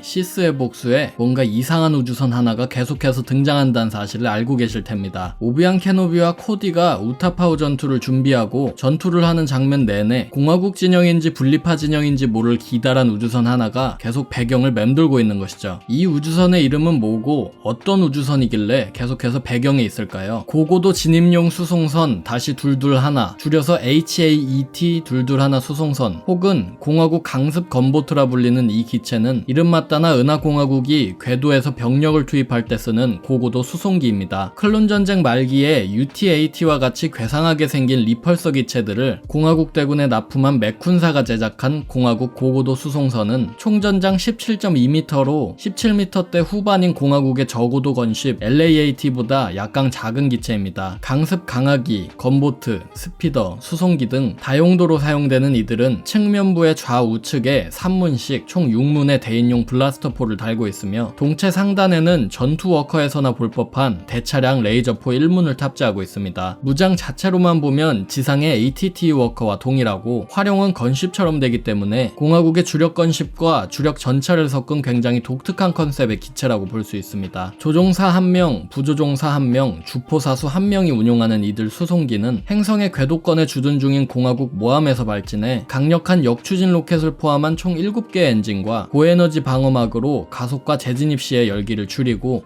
목적지에 빠르고 안전하게 안착합니다. 착륙을 돕기 위해 수송기에는 행성 지표의 지형을 신속히 분석할 수 있는 정교한 탐지 및 조준 체계도 달려있죠. 수송기가 목표 지점 저궤도에 안착하면 주 엔진 대신 리펄서 리프트가 가동해 보통 지표로부터 몇 미터 떨어진 상공을 비행합니다. 이때부터는 사실상 전투용 스피더 내지 공중 포탑처럼 운용되기 시작하죠. 그러나 착륙을 돕기 위해 기체에 달린 탐지 체계와 서치라이트는 정탐 임무를 수행하기에도 적합했고, 그런 맥락에서 HAET는 전투 외에도 탐사선이나 정찰기로 전장을 활보하기도 했습니다. 일례로 코디 사령관이 오비안 케노비에게 발포 명령을 내린 뒤 그가 실종되자 코디는 HAET를 순찰기처럼 사용해서 오비안을 찾아 나섰습니다. HAET는 병력을 고궤도에서 고속으로 전장에 투입하는 근본적인 존재 의의를 가진 기체치고는 수송 가능한 병력 수가 굉장히 적습니다. HAET가 실어 나르는 병력은 고작 5명에 불과한데요. 그렇기 때문에 우선 HAET로 거점을 확보한 뒤에 공화국의 전투기 모함인 베나터급이 안전한 저궤도에서 일반적인 저고도 수송기들을 쏟아붓는 식으로 작전이 진행되지 않나 싶습니다. 또한 한번 저궤도로 강화한 뒤에는 자력으로 우주로 돌아갈 추진력이 부족하기 때문에 HAET는 다시 모함에 올라서 함께 철수해야 했습니다. 클론전쟁 종전 이후 은하제국이 HAET를 사용했다는 기록이 있으며 반군연맹 또한 소수의 수송기들을 확보해서 운용한 것으로 알려져 있습니다. 정말로 마이너한 기체인 HAET는 본래 코러산트 전투신에 사용될 1800m짜리 분리파 주력함으로 디자인된 기체입니다. 실제로 분리파 도장만 입히면 작은 프로비던스급이라고 해도 믿을 정도로 생김새가 비슷하죠. 그러나 제작 단계에서 기체가 공화국 지원함으로 설정이 바뀌면서 이름도 착한 놈 우주선 A, 통칭 굿가이 A 지원함이라는 별명이 붙었습니다. 그런데 생김새가 분리파에도 공화국에도 애매해서인진 몰라도 다시 한번 분리파 우주선으로 변경된 이 기체는 최종적으로 크기가 전함급에서 스피더급으로 줄어들고 공화국 도색이 칠해진 뒤 약간의 수정을 거쳐서 공화국군의 에어스피더급 전투병기로 고정되었습니다. 지상병기치고 엔진이 많은 건 초기에 전함으로 디자인된 역사가 아직까지 기체에 남은 것이라고 보시면 되겠습니다. 스타워즈 에피소드 1 보이지 않는 위험에 처음 등장해서 영화 클론의 습격과 시스의 복수, 그리고 애니메이션 클론전쟁 시리즈까지 무역연합과 분리주의연합의 주요 우주선 중 하나로 등장한 루크레얼크급 전함은 드로이드 사령선이나 무역연합 전함이라고도 불리는 스타디스트로이어보다 2배나 거대한 대형 화물선 겸 전투함입니다. 호엘스크 캐셀드라이브사가 제작한 루크레얼크는 한 척당 5억 크레딧이나 하는 값비싼 우주선으로 전장 약 3.3km, 전폭 약 3km, 전고가 약 1km 정도의 크기를 자랑합니다. 2.0등급 초공간 항행용 주 엔진으로 꽤 준수한 속도로 초공간 도약을 하기까지 하죠. 거대한 동체와는 별개로 승무원은 지휘장교 25명에 드로이드 승무원 150명이면 운영이 가능할 정도로 최적화가 잘 되었기 때문에 훗날 인력이 없는 반군연맹에서도 루크레얼크급을 사용하는 계기를 마련했습니다. 무역연합 측에 의해서 고공화국기부터 운영된 루크레얼크급 LH-3210 화물선에서 비롯된 루크레얼크급 전함은 공화국의 황혼기에 정부 전함보다 거대한 기업의 사병함대 기함이라는 점에서 당대 기업들이 얼마나 힘을 갖고 있었고 얼마나 횡포를 부렸는지를 알 수 있게 해주는 우주선입니다. 이 친구들은 본래 3210 버전에서 프로피티어급이라는 이름을 갖고 있었는데 향후에 루크레얼크라는 이름으로 바뀌어 불리게 되었습니다. 직역을 하자면 이윤을 얻는 우주선에서 돈을 의미하는 영단어 루크레, 그리고 거대한 무언가를 뜻하는 헐크가 붙어 루크레 헐크라는 이름으로 바뀌게 된 것이었습니다. 본래 이들 프로피티어급 화물선들은 무장도 별로 달리지 않은 거대하기만 한 우주선이었지만 무역연합은 자신들이 영업을 하면서 마주하는 우주 해적이나 약탈자들로부터 화물을 보호하기 위해서 무장이 달린 우주선이 필요해졌음을 알게 되었습니다. 하지만 그러자니 새 우주선을 사기에는 돈이 아까웠던 무역연합은 그들이 비밀리에 육성한 방대한 양의 전투 드로이드 호위대를 숨기고 있던 자신들의 초대형 화물선에 막대한 무기들을 갖다 붙여 소위 스스로를 지킬 용도로 함선을 군함으로 개조하기 시작했습니다. 루크레얼크의 초기 무장은 사용하지 않을 때는 동체에 들어가 있을 수 있기 때문에 무장을 숨기기에도 좋았습니다. 나부 사태 당시에는 레전드 설정을 기준으로 무역연합이 보유한 루크레얼크급의 35%가 모두 군함으로 개조된 상황이었습니다. 루크레얼크급은 기본적으로 화물을 실어 나르는 화물선의 역할뿐 아니라 거대한 통신 장비와 중앙 통제형 컴퓨터를 통해 무역연합의 전투 드로이드들을 원격으로 조종하는 지휘선의 역할도 수행했습니다. 실제로 루크레얼크급의 동체에는 16개나 되는 안테나가 달려 지상의 병력과 통신을 했는데요. 나부 사태 당시 무역연합은 나부의 궤도를 봉쇄 중이던 버툰팔라호를 이용해 지상의 모든 전투 전투 드로이드들을 통제했는데 아나킨 스카이워커가 버툰 팔라호를 격침시키자 연쇄적으로 지상의 드로이드들도 힘을 잃고 무력화되는 일을 겪었습니다. 이 일을 계기로 무역연합과 분리파는 중앙통제식의 제어가 아닌 드로이드들에게 값싼 AI를 삽입해 독자적으로 활동할 수 있게 개조를 했습니다. 거대한 도넛 형태의 루크레얼크는 크게 정중앙에 있는 동력원과 사령실을 품은 코어십과 거대한 경납고인 외부 고리로 나뉩니다. 루크레얼크의 코어십은 개조를 거치면 함선에서 탈착이 가능해지는데 전폭 696m, 전고 914m의 코어십만으로도 거대한 이들 우주선들은 지상 착륙용 다리가 있는 덕에 지상에 착륙을 해야 할 때나 무역연합의 인사들을 지상으로 실어 날라야 할 때 거대한 외부 경납고 고리에서 분리되어 움직였습니다. 또한 원자로나 센서 안테나 등의 함선 주요 설비들이 모두 코어십에 몰려있을 뿐더러 코어십에만 국지방어용 경레이저포가 280문이나 달려있었기 때문에 독자적으로도 임무 수행이 가능했습니다. 무역연합은 분리파가 창설되던 지오노시스의 사막에서 다수의 코어십들을 정박해 두었다가 공화국 대군이 지오노시스를 습격해 전투가 벌어지자 허겁지겁 사막에서 이륙했습니다. 살아남은 코어십들은 우주에 떠있던 외부 고리와 연결되어 지오노시스를 떠났지만 공화국의 전투워커들의 포화에 터져버린 코어십들도 꽤 많았습니다. 이후에 코어십들은 통신선으로 개조되어 사용되었는데 클론 전쟁기에 사용된 스카이탑 정거장이나 우타파우 행성에 박혀있던 그리버스 장군의 비밀기지가 모두 코어십이었습니다. 본래 화물선이던 기체를 군함으로 개조한 만큼 루크레얼크는 가히 최종 보스급의 수송 능력을 지니고 있습니다. 루크레얼크에는 벌처 드로이드 공전대만 자그마치 1500대가 탑재되며 이 정도 규모의 전투기를 탑재한 상태로 C-9979 착륙정을 50대, MTT 수송기를 550대, AAT 전차들이 6520대, PAC 수송기를 1500대 수송하고 그 외에도 각종 왕복정이나 다목적 기체들이 루크레얼크 한 척에 실립니다. 지난번 C-9979 영상에서 착륙정 한 대가 AAT 전차 승무원을 제외하고 B1 드로이드를 4368대 수송한다고 말씀드렸는데 루크레얼크는 각종 수송기들에 실린 B1 드로이드만 추산했을 때 44만 8천기를 실어 나르며 소형 수송기에 실리지 않은 함선 자체에 오른 B1 드로이드를 추가 13만 9천기를 싣기 때문에 육전부대원망 거의 60만 기를 함선 한 척에 실을 수 있는 괴물입니다. 루크레얼크급은 이 엄청난 양의 병력을 실은 경납고 앞에 있는 한 쌍의 발톱 같은 도킹 장치로 다른 우주선이나 정거장을 움켜쥐고 도킹을 했습니다. 루크레얼크의 내부에는 50개의 회의실, 왕좌 같은 함교, 그리고 2개의 주 원자로가 있는데요. 거대한 함선을 움직이는 2개의 원자로가 서로 연결되어 있다 보니 둘 중 하나가 터져도 연쇄 반응으로 인해 함선 전체가 위험한 디자인적 결함을 갖고 있었습니다. 아나킨 스카이워커는 나부 사태 당시에 우연히 루크레얼크급 안으로 들어가게 되었고 아무것도 모른 채로 이것저것 쏘다가 다시금 우연히 우측 원자로를 공격하면서 결과적으로 루크레얼크급 버툰 팔라오를 격침시켰습니다. 초기에 루크레얼크는 본래 방어 능력이 그리 좋은 함선은 아니었습니다. 때문에 무역연합은 크고 느린 루크레얼크를 방어하기 위해 방대한 양의 스타파이터들을 갖고 다녀야만 했죠. 하지만 당시에도 스타파이터 정도의 공격은 거뜬히 막아내는 모습을 보였으며 후대 모델로 접어들면서 방어 능력이 더더욱 향상되기까지 했습니다. 방어 능력과 더불어 루크레얼크는 공격 능력도 뛰어났습니다. 제식무장도 강력한 파괴력의 4연장 레이저포 42문이었으나 클론 전쟁기에는 국지방어용 강습 레이저 배터리 520문, 터보 레이저 51문, 국지방어용 4연장 레이저 배터리 185문이 달렸습니다. 후대의 임페리얼급 스타디스트로이어조차 명함도 내밀지 못하는 무장이었죠. 레전드 설정상 루크레얼크급 하나의 방어망만 무력화시키기 위해서 일개 공화국군의 스타디스트로이어 함대가 동원되어야 하는 정도였습니다. 고공화국기부터 사용된 루크레얼크급 화물선은 나부 사태를 전후로 군함으로 개조되기 시작하면서 나부 사태 당시에는 초기 개조만 거쳤을 뿐인데도 더할 나위 없이 준수한 전함으로서의 면모를 뽐냈습니다. 하지만 그 과정에서 원자로 문제와 같은 주요 문제가 도드라졌고 심지어 나부 사태에서 무역연합이 패배하면서 대놓고 업그레이드를 하지도 못하는 상황이었습니다. 은하공화국은 무역연합의 비무장화를 지시했지만 무역연합은 이에 응한 척 애초에 탈착이 가능한 코어십을 루크레얼크급에서 떼어다가 개조하는 척 했습니다. 지오노시스 전투에서 무역연합 특유의 루크레얼크 코어십이 발견되며 무역연합의 분리파 동주가 발각되자 분리파는 아예 루크레얼크급을 함대로 흡수하고는 분리파 특유의 푸른 도장을 입혀 봉쇄함대 기함이나 수송선으로 썼습니다. 워낙 아이코닉한 전함이다 보니 공화국 측은 지오노시스 전투에서 발견된 데스스타를 실제로 준공하는 과정에서 지속적으로 데스스타 정거장을 루크레얼크급과 비교하기도 했는데요. 정작 무역연합 측은 전쟁기 동안 공화국 진영에도 장사를 해야 했기 때문에 자신들의 이미지를 살리고자 했고 결국 분리파는 군용함으로 루크레얼크급과 비슷한 DH 옴니 지원함을 개발해서 사용했습니다. 클론 전쟁이 끝나고 다수의 루크레얼크급들은 브라카 행성과 같은 고철 분해 시설에서 분해되어 생을 마감했지만 일부는 반군 연맹에 흘러들어가 중요한 기함의 역할을 수행했습니다. 일례로 은하 내전기에는 루크레얼크 프라임호라는 반군 연맹의 헤라 신둘라 장군이 이끄는 조종사 훈련기지가 있었습니다. 루크레얼크 프라임호에서 웨지 안틀레스나 하비 등의 정예 조종사들이 신둘라 장군의 훈련을 받아서 에이스 파일럿으로 거듭났습니다. 본래 루크레얼크급은 조지 루카스에 의해 레트로한 접시 모양으로 디자인되었습니다. 하지만 워낙 특색이 없었던 터라 무언가 앞뒤 구분이라도 되어야 했고, 디자이너인 더그 치앙은 접시용 우주선에 안테나와 도킹장을 만들어서 앞뒤 구분이 되도록 디자인했습니다. 이렇게 완성된 동체에 조지 루카스는 가운데에 구형 우주선이 추가로 들어갔으면 좋겠다고 말하면서 최종적인 도넛 형태의 우주선이 만들어졌습니다. 스타워즈 에피소드 1 보이지 않는 위험에 처음 등장한 이후로 기타 외전들의 간간히 모습을 비춘 시스 군주들의 전용 침투기 시미터는 은하계 고위 인사들을 실어 나르는 수송기를 개조한 기체입니다. 천재 디자이너 레이스 사이에나 본인이 디자인하고 공화국 사이에나 시스템이 제작한 시미터는 레전드 설정상 한 척당 5,500만 크레딧이나 하는 초호화 럭셔리 기체로 본체 자체도 값비싸지만 온갖 개조를 거친 기체이기 때문에 엄청난 가격을 호가하게 되었습니다. 전장 26.5m의 실험용 X-C2 이온 드라이브 엔진을 탑재한 이들은 대기권 내에서 최대 시속 1180km로 비행했으며 초공간 도약 등급 또한 1.5등급으로 굉장히 빨랐습니다. C미터의 가장 큰 특징은 스텔스 기능으로 센서와 유감 모두에 보이지 않는 스티기움 광물 기반의 고성능 스텔스 장비를 갖추고 있습니다. 세간에는 레이스 사이에나가 디자인했다고 알려져 있지만 실은 다스 플레이거스의 스승이자 잘 나가는 우주선 디자이너로 위장하며 살았던 다스 테네브루스가 디자인한 C미터는 공화국 사이에나 시스템이 제작한 스타 커리어 기체를 마개조한 기체입니다. C미터는 전체적으로 타이 전투기 앞에 기다란 코를 붙인 듯한 형상을 하고 있는데 구형의 조종석과 그 옆에 붙은 접이식 날개는 후대 인퀴지터들이 사용한 타이 어드밴스드 V1 기체를 떠오르게 합니다. C미터의 날개는 기체에 달린 실험용 이온 엔진이 내뿜는 열기 탓에 엑스윙이나 제다이 전투기들과 마찬가지로 기체의 열기를 방출하기 위한 라디에이터 기능을 수행합니다. 동체 전방의 기다란 부분은 하부의 창고를 제외하면 공간 전체가 스텔스 장비를 싣고 있습니다. C미터의 스텔스 장비는 은하계에서 가장 희귀한 광물 중 하나인 스티기움 수정을 기반으로 한 스텔스 장비로 후대 공화국의 스텔스선이나 타이 팬텀이 쓰는 장비와 동일합니다. 그 어떤 센서나 탐지 체계, 심지어는 육안으로도 식별이 되지 않는 투명장을 만드는 수많은 스티기움 수정들 덕분에 C미터는 시스 침투기라는 별명에 걸맞게 어느 곳이건 눈에 띄지 않고 침투할 수 있었습니다. 동체 전방이 꽉 차 있는 구조이기 때문에 C미터를 타는 해치는 동체 후반부, 즉 엔진 아래에 있었습니다. C미터는 투명화 외에도 또 하나의 묘기를 부릴 줄 알았는데 바로 초공간 추적 능력이었습니다. 기체의 동그란 조종석에서 C미터는 기체 자체적인 추적 및 예측 시스템으로 특정 기체를 초공간에서 추적할 수 있었습니다. 둥근 조종석 바로 뒤에는 6인의 승객들이 앉을 수 있는 의자들도 마련되어 있었습니다. C미터는 기본적으로 침투기이지만 무장도 훌륭했습니다. 동체에 숨기는 것이 가능한 6문의 태양광 이온화 대포, 양자어뢰 발사기, 그리고 우주기뢰 투하구까지 많은 무장이 달려 있었는데요. 특히 태양광 이온화 대포의 경우 속사식 무기였기 때문에 상대에게 빠른 시간 동안 엄청난 포화를 가할 수 있었습니다. 이런 설정은 게임 배틀프론트 2에 잘 반영이 되어 있죠. 기체 자체는 전투기가 아니었기 때문에 초공간 도약 속도를 제외한 기동성이나 속도는 아주 빠른 편은 아니었습니다. C미터에는 수많은 첨단 기기들 때문에 큰 기체를 실을 공간은 없었지만 소형 탐사 드로이드나 스피더 정도는 들어갈 수 있었습니다. 다스몰은 타투인에서 C미터에 실려있던 DRK-1 다크아이 탐사 드로이드들과 블러드핀 스피더를 사용했습니다. 다스 테네브로스가 제작 과정에 관여한 시스 침투기 C미터는 본래 테네브루스의 제자인 플레이거스가 잠시 사용하다가 다스 시디어스에게 넘겨준 기체로 나부 사태 당시에는 시디어스에 의해서 다스몰에게 하사되어 사용되었습니다. 몰은 C미터를 타고 파드메 아미달라를 추적해 타투인 행성까지 그녀를 쫓았는데요. 몰이 타투인에서 패배하자 C미터는 그의 스승인 다스 시디어스의 손에 다시 들어갔습니다. 클론 전쟁기 당시 다스 시디어스는 자신의 전용 기체로 C미터를 운용하기도 했습니다. 그는 그리버스 장군과 함께 C미터를 타고 다소미르 행성으로 가 자신에게 반기를 든 데모탈진을 죽이고 그녀의 아들인 모를 사로잡았습니다. 제국기에도 C미터는 펠퍼틴의 수중에 있었지만 은하계 점령이라는 목적을 달성한 그가 남들 몰래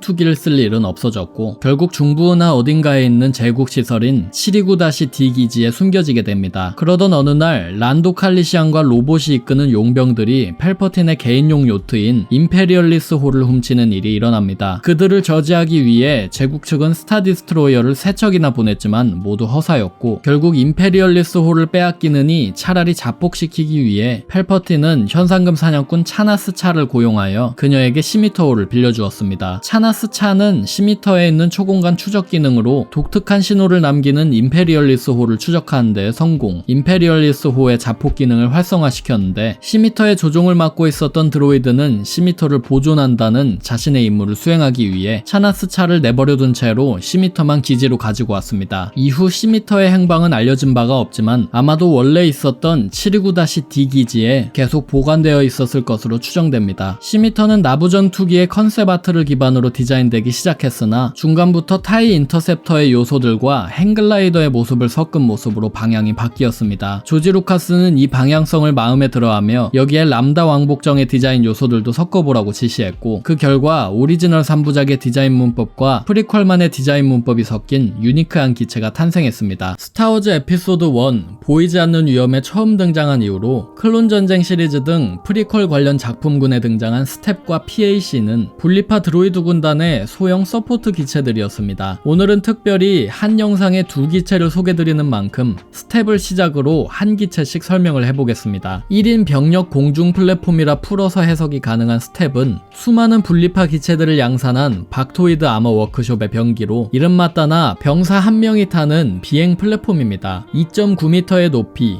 2,500크레딧이라는 가격의 스텝은 최대 시속 400km로 비행할 수 있으며 블라스터포 2문을 달고 있기 때문에 공중에서 빠른 속도로 적들을 요격할 수 있었습니다. 본래 스텝은 베스핀 행성 등에서 사용하는 반중력 기체의 일종인 민간기, 에어후크를 기반으로 제작된 군용 스피더입니다. 이런 형태의 이동수단의 개념은 구공화국계인 야빈 전투 3000년 전부터 존재했는데요. 박토이드 워크숍은 이 민간기체의 성능을 향상시켜 B1 전투 드로이드 전용의 스피더로 개조한 것이었습니다. 얇고 가벼우면서도 작달막한 이들은 빠르게 움직이고 기동성마저 좋아서 공화국군 병사들 입장에서는 쏘아서 맞추기 힘든 기체였습니다. 드로이드 사령선의 명령을 받아 노련하고 능숙한 비행을 보이긴 하지만 스텝은 기체 자체의 장갑이 얇고 조종사가 사실상 무방비하게 노출되어 있는 디자인이기 때문에 일단 조준만 되면 적 대공포화나 소화기의 공격만으로도 쉽게 격추되곤 했습니다. 정찰 및 순찰용으로 제작된 스텝은 드로이드 군단의 착륙 지점 근방에 적군이 있는지를 수색하는 용도로 사용되었습니다. 이들이 적이 없다고 판단하면 드로이드 군단은 주력 군단을 전개하는 식으로 말이죠. 그 외에도 스텝은 MTT 같은 크고 느린 기체들의 옆에서 호위기로 활약하거나 전투 이후에 잔존 병력들을 처리하는 처리 부대로 사용되었는데 나부 사태 이후로는 스텝들을 화력 보조로 쓰기 위해서 기존보다 더 고출력의 레이저포와 미사일 발사관이 달린 헤비 스텝이라는 아종도 등장했습니다. 나부 전투부터 사용이 시작된 스텝들은 클론 전쟁기 내내 분리파 드로이드들에 의해 기계와 기병대처럼 사용이 되었습니다. 혼란스러운 전쟁터에서 쏘아 맞추기 힘든 기체들이긴 했지만 제다이 장군들은 뛰어난 반사신경으로 빠르게 다가오는 스텝들을 낚아챈 후 조종사 드로이드를 처리하고는 자기들이 납포해서 쓰기도 했습니다. 한편 한국어로 풀었으면 소대병력 강습 수송기인 PAC는 B1 전투 드로이드들을 실어 나르는 용도로 사용된 반중력 차량입니다. 마찬가지로 박토이드 아머 워크숍이 제작한 PAC는 민간용 반중력 썰매를 군용으로 개조한 것으로 37,000크레딧짜리 기체이며 최고 시속은 50km, 전장은 26m입니다. OOM 조종사 드로이드 2기가 기체 조종을 담당하고 총 112기의 B1 드로이드 혹은 20기의 드로이데카나 4톤의 화물을 실어 나를 수 있었습니다. 동체 전방에는 탐조등도 하나 달려있는데요. 무역연합은 MTT가 실어 나르는 병력 수송칸을 추가적으로 싣기 위해서 민간에서 사용하는 화물 적재용 반중력 썰매를 개조에다가 소대병력 강습 수송기로 만들어냈습니다. 동일한 병력 수송칸을 수송하기에 MTT와 동일한 양의 드로이드들을 실어 나를 수 있긴 하지만 이들은 민간 기체를 개조한 기체이다 보니 무장도 없고 장갑도 얇았습니다. 또한 두터운 장갑 안에 안전히 드로이드들을 실어 나르는 MTT와는 달리 PAC는 비활성화된 병력이 그대로 노출된 디자인이기에 적의 공격에 아주 취약했습니다. 따라서 PAC 수송 라인에는 AAT 전차나 다른 전투 드로이드들의 호위가 필수적이었죠. 하지만 MTT보다 싼 가격에 더 빠르게 동일수의 병력을 실어나를 수 있다는 확실한 장점이 있는 PAC는 주로 일단 안전이 확보된 지역에서 드로이드들을 다량 수송할 때, 거대한 MTT가 들어가지 못하는 전장에서 전투가 벌어졌을 때, 혹은 전장에 빠르게 드로이드들을 실어날라야 할 때 동원되기에 충분했습니다. PAC는 나부 사태 당시 사용되기 시작하여 클론 전쟁기에 활발히 이용된 기체입니다. 지오노시스 전투 당시 지오노시스 행성 지하에 위치한 드로이드 공장에서 오비안 케노비와 아나킨 스카이워커, 파드메 아미달라가 사로잡힌 아레나로 병력을 끝없이 이송한 기체가 바로 PAC였죠. 또한 이들은 카시크 전투 당시에도 투입되어 드로이드 건쉽과 퍼슈에이더 전차 등이 호위를 하는 가운데 야전으로 드로이드들을 실어날랐습니다. 종전 이후까지 살아남은 PAC들은 다시 민간 기체로 전환되어 사용되었습니다. 스텝은 1973년에 조지 루카스가 쓴 스타워즈의 첫 각본에 제트스틱이란 이름으로 비슷한 기체가 등장했습니다. 주인공들은 이 제트스틱을 타고 빽빽한 밀림을 헤쳐나갈 예정이었죠. 이후 프리퀄 시기에 접어들어 스텝은 제다이의 귀환에 등장한 스피더바이크처럼 조금 더 살이 붙은 모습을 갖게 되었습니다. 디자이너인 더그 치앙은 이를 두고 가벼운 몸을 지닌 벌새에 비유를 하기도 했죠. 본래는 스텝의 추진기가 다리 부분으로 내뿜는 방사능 때문에 일반적인 유기체들은 타지 못한다는 설정이 붙었었지만 후일 이 설정은 레트콘 되었습니다. 한편 PAC의 경우 디자인 역사는 알려진 바가 없지만 이름에 대한 짧은 비화는 있습니다. 이 기체들은 아주 오랫동안 정식 명칭이 없이 배경 기체로만 등장했는데 이후에 팬들이 부르는 별명이었던 PAC가 정식 명칭으로 붙은 케이스입니다. 영화 스타워즈 에피소드 5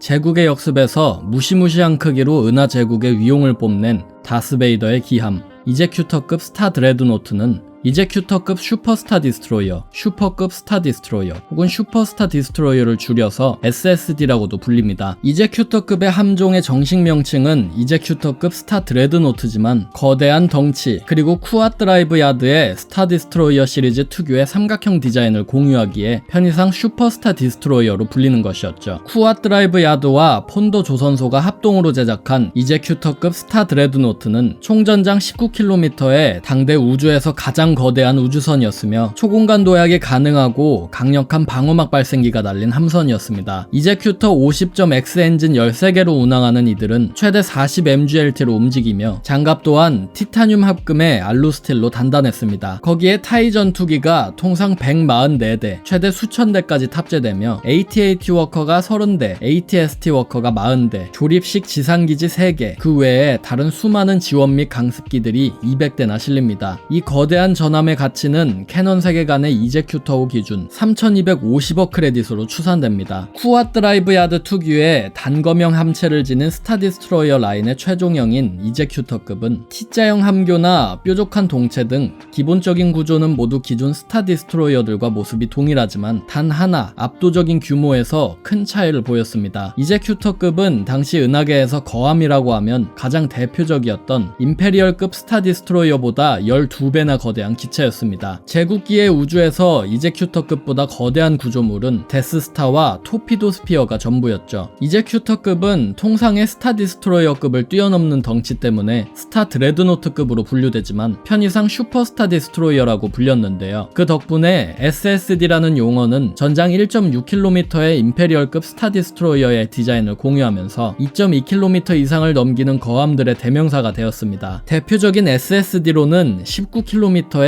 이제큐터급 스타 드레드노트, 17.5km의 이클립스급 드레드노트가 있습니다. 이제큐터는 또한 통상적인 스타 디스트로이어들의 시그니처 컬러인 스타 디스트로이어 화이트색이 아니라 짙은 회색빛의 동체를 가진 것으로도 유명했습니다. 시르게 우주에서 어두운 동체를 밝히는 건 이제큐터호의 수많은 푸른 조명뿐이었죠. 감히 상대할 엄두조차 내지 못하는 존재, 우주에서 가장 거대한 함선, 은하계 기술력의 집합체, 이제큐터급은 두려움의 상징이자 압도적인 강함의 상징이었습니다. 이제큐터급은 총 28만 명의 승무원으로 운용되었습니다. 은하 내전기에 종종 반군연맹에 의해서 임페리얼급 스타 디스트로이어 납포 작전이 개시되었지만 그마저도 쉽지 않은 작전이었다는 것을 감안하면 이제큐터급의 납포는 상상도 하지 못할 수준이었죠. 반군연맹의 수장인 몬모스만은 만에 하나 반군이 이제큐터급을 납포한다 한들 그것을 운용할 인원이 없어서 결국 쓰지 못할 것이라고 말하기도 했습니다. 이제큐터급에는 캐논 세계관 한정으로 소수의 아종 사양이 존재합니다. 시제함 단계에서는 지휘선 사양과 강습선 사양으로 분류되었고 완성본 단계에서는 이제큐터 1급과 2급으로 나뉘었습니다. 하지만 정작 이 함급들의 차이는 밝혀진 바가 없는데요. 여담이지만 기습을 위해서 가끔씩 스텔스 장비를 설비한 이제큐터급들도 모습을 보였다는 기록이 있습니다. 이제큐터급의 무장은 임페리얼급의 최소 100배 이상 되는 화력을 지니고 있습니다. 총 5,000문 이상의 무장이 만드는 화력은 실로 경이로운 수준이었죠. 함포가 너무나도 많기 때문에 포탑과 미사일 발사관들은 이제큐터급의 중앙에 있는 도시 같은 구조물에 달려 있으며 그 외의 무장들은 함선 가장자리에 있는 외곽선에 배치되어 있습니다. 대부분의 이제큐터급의 무장은 대함용이었기에 당시 은하계에서 함선 킬러라고 알려진 스타파이터들의 공격에 취약했는데 몇몇 전함들은 이를 인식하고 대함용 포드를 대공포로 전환해서 전투기를 효율적으로 상대하기도 했습니다. 앞서 언급하긴 했지만 이제큐터는 강하지만 완벽하진 않았습니다. 특히 당시 제국의 주적이었던 반군연맹의 주력 병력인 전투기 부대의 공격에 취약했는데요. 이제큐터는 크기 대비 기동성이 좋다곤 하지만 그래도 굼떴고 함선의 배면과 후위가 공격에 특히나 취약했으며 방어막이 꺼지게 되면 거대한 함체는 야금야금 적함에 좀먹히기 좋았으며 소형함과 전투기 부대가 나타나면 함재기들만으로 상대를 해야만 했습니다. 따라서 이제큐터급은 수많은 보조선들과 동행하여 작전을 펼쳐야만 제 역할을 다할 수 있었습니다. 이제큐터급에는 통상적으로 144기라는 몇 안 되는 타이 전투기들이 실립니다. 하지만 상황에 따라서는 수천 기까지 함선에 실렸는데요. 이제큐터 내부에는 3개의 주 경납고가 있으며 함선 내부에는 여러 층으로 구성된 전투기용 경납고가 있었습니다. 함선이 워낙 거대하기에 내부에는 물자 수송용 화물 벨트가 설치되어 있어 함선 내부에서 물자를 순환시켰습니다. 이제큐터의 함교는 통상의 스타디스트로이어들의 함교와 동일한 디자인이지만 함교의 크기만 소형의 코르벳 크기일 정도로 그 규모가 거대했습니다. 두터운 방어막으로 보호받는 이곳에는 식당부터 고위 장교들을 위한 고급 숙소, 대형 탈출포드 등이 설비되어 있었으며 워낙 시설이 많아서 함교에는 함교 설비들만을 돌리는 목적으로 독자적인 동력원까지 설치되어 있었습니다. 함교 자체는 함체와 터보리프트로 연결되어 있습니다. 은하공화국의 베나터급과 임퍼레이터급 스타디스트로이어를 설계한 쿠아 드라이브의 디자이너 리라 웨섹스는 클론 전쟁이 끝나고 은하 제국이 들어선 후 스타디스트로이어로 힘을 자랑하고 공포감을 조성할 수 있는 심리적 효과를 깨닫고 기존의 스타디스트로이어의 이미지를 차용해 제국의 해군력을 보여줄 수 있는 거함을 구상했습니다. 공화국기의 쿠앗이 생산한 맨데이터 라인 그리고 프로큐레터급 순양전함의 정신적 계승자인 이 기체를 두고 사람들은 임의로 슈퍼스타디스트로이어 즉 SSD라 불렀습니다. 웨섹스는 살락 프로젝트라는 이름으로 비밀리에 비스 행성의 궤도에서 12km짜리 프로토타입 전함을 설계했습니다. 슈퍼스타디스트로이어 시제기라 명명된 이 함선은 제국 해군의 기함이 될 예정이었지만 완성되기도 전에 정보가 유출되어서 얼데란의 베일 오르가나 의원의 측근인 알리아 알드레트가 이끄는 반란군의 공격을 받고 파괴됐습니다. 반란군의 사보타주와 더불어 건조에 자원이 많이 들어가는 탓에 프로젝트는 잠정 중단되었지만 웨섹스는 이때의 설계를 기반으로 이제큐터급 스타 드레드노트를 설계했습니다. 이제큐터급을 설계하기 시작한 제국 해군은 의회가 이제큐터급의 실규모와 위력을 파악하지 못하도록 예산 심의 단계에서 가짜 함선 설계도를 제출했는데 그것이 바로 슈퍼급 스타디스트로이어였습니다. 문서상으로만 존재하는 슈퍼급은 이제큐터급의 절반도 안 되고 살락 프로젝트보다도 짧은 8km의 전장에 무장도 규모에 비해서 한참이나 부족하게 설계되었습니다. 눈가림막으로 쓴 슈퍼급 덕분에 제국 해군은 폰더 조선소에서 이제큐터급의 건조를 마칠 수 있었으며 초도함인 이제큐터함은 다스베이더의 기함으로 들어갔습니다. 눈가림용 함선임에도 불구하고 슈퍼급의 이름은 사람들의 뇌리에 박혀 있었습니다. 슈퍼급 스타디스트로이어와 슈퍼스타디스트로이어 모두 줄이면 SSD였기에 사람들은 두 명칭을 동일시하며 사용했고 이제큐터급의 출항 이후 거함들을 SSD라고 부르고 다녔습니다. 이렇게 탄생된 이제큐터급은 다스베이더의 기함이자 동명의 라인 전함들의 초도함 그리고 죽음의 전대의 총기함으로 반군연맹 사냥에 선봉에 섭니다. 그 상징성 때문에 죽음의 전대의 부대 마크에도 이제큐터호의 이미지가 실리게 되었죠. 은하 내전기와 제국 굴림기에는 이제큐터호 외에도 동급의 수많은 슈퍼스타 디스트로이어들이 생산되어서 우주를 누볐습니다. 캐논 설정에서는 최소 12척 이상의 슈퍼스타 디스트로이어들이 존재했다고 말하는데요. 초도함 이제큐터, 어나일레이터, 아비트레이터, 이클립스, 라바저 등의 함선들이 현재까지 알려진 캐논의 이제큐터급 함선들입니다. 다만 반란군은 제국이 그렇게나 많은 이제큐터급들을 실제로 운용하지 전까진 못했을 것이라며 이 수치 자체가 프로파간다용으로 조작된 수치일 것이라 여겼습니다. 펠퍼틴 황제 사후 혼란스러워진 은하계에서 이제큐터급은 권력의 상징이었습니다. 수많은 제국군 잔당들 중에서 이제큐터급을 보유한 잔당은 최강의 권력 집단으로 손꼽혔죠. 다만 어이없게 파괴되거나 납포되는 함선들도 적지 않았습니다. 캐넌에서는 신공화국의 추적을 받던 이제큐터급 아비트레이터호가 실수로 블랙홀로 초공간 도약을 하면서 파괴되었고, 동급의 어나일레이터호는 해적들에게 납포되었습니다. 레전드에서는 코러산트 행성 지하에 숨겨져 있었던 루상키아호가 기어코 신공화국군에 납포되어서 제국군의 슈퍼스타 디스트로이어와 1대1로 교전을 벌이는 진풍경도 벌어졌습니다.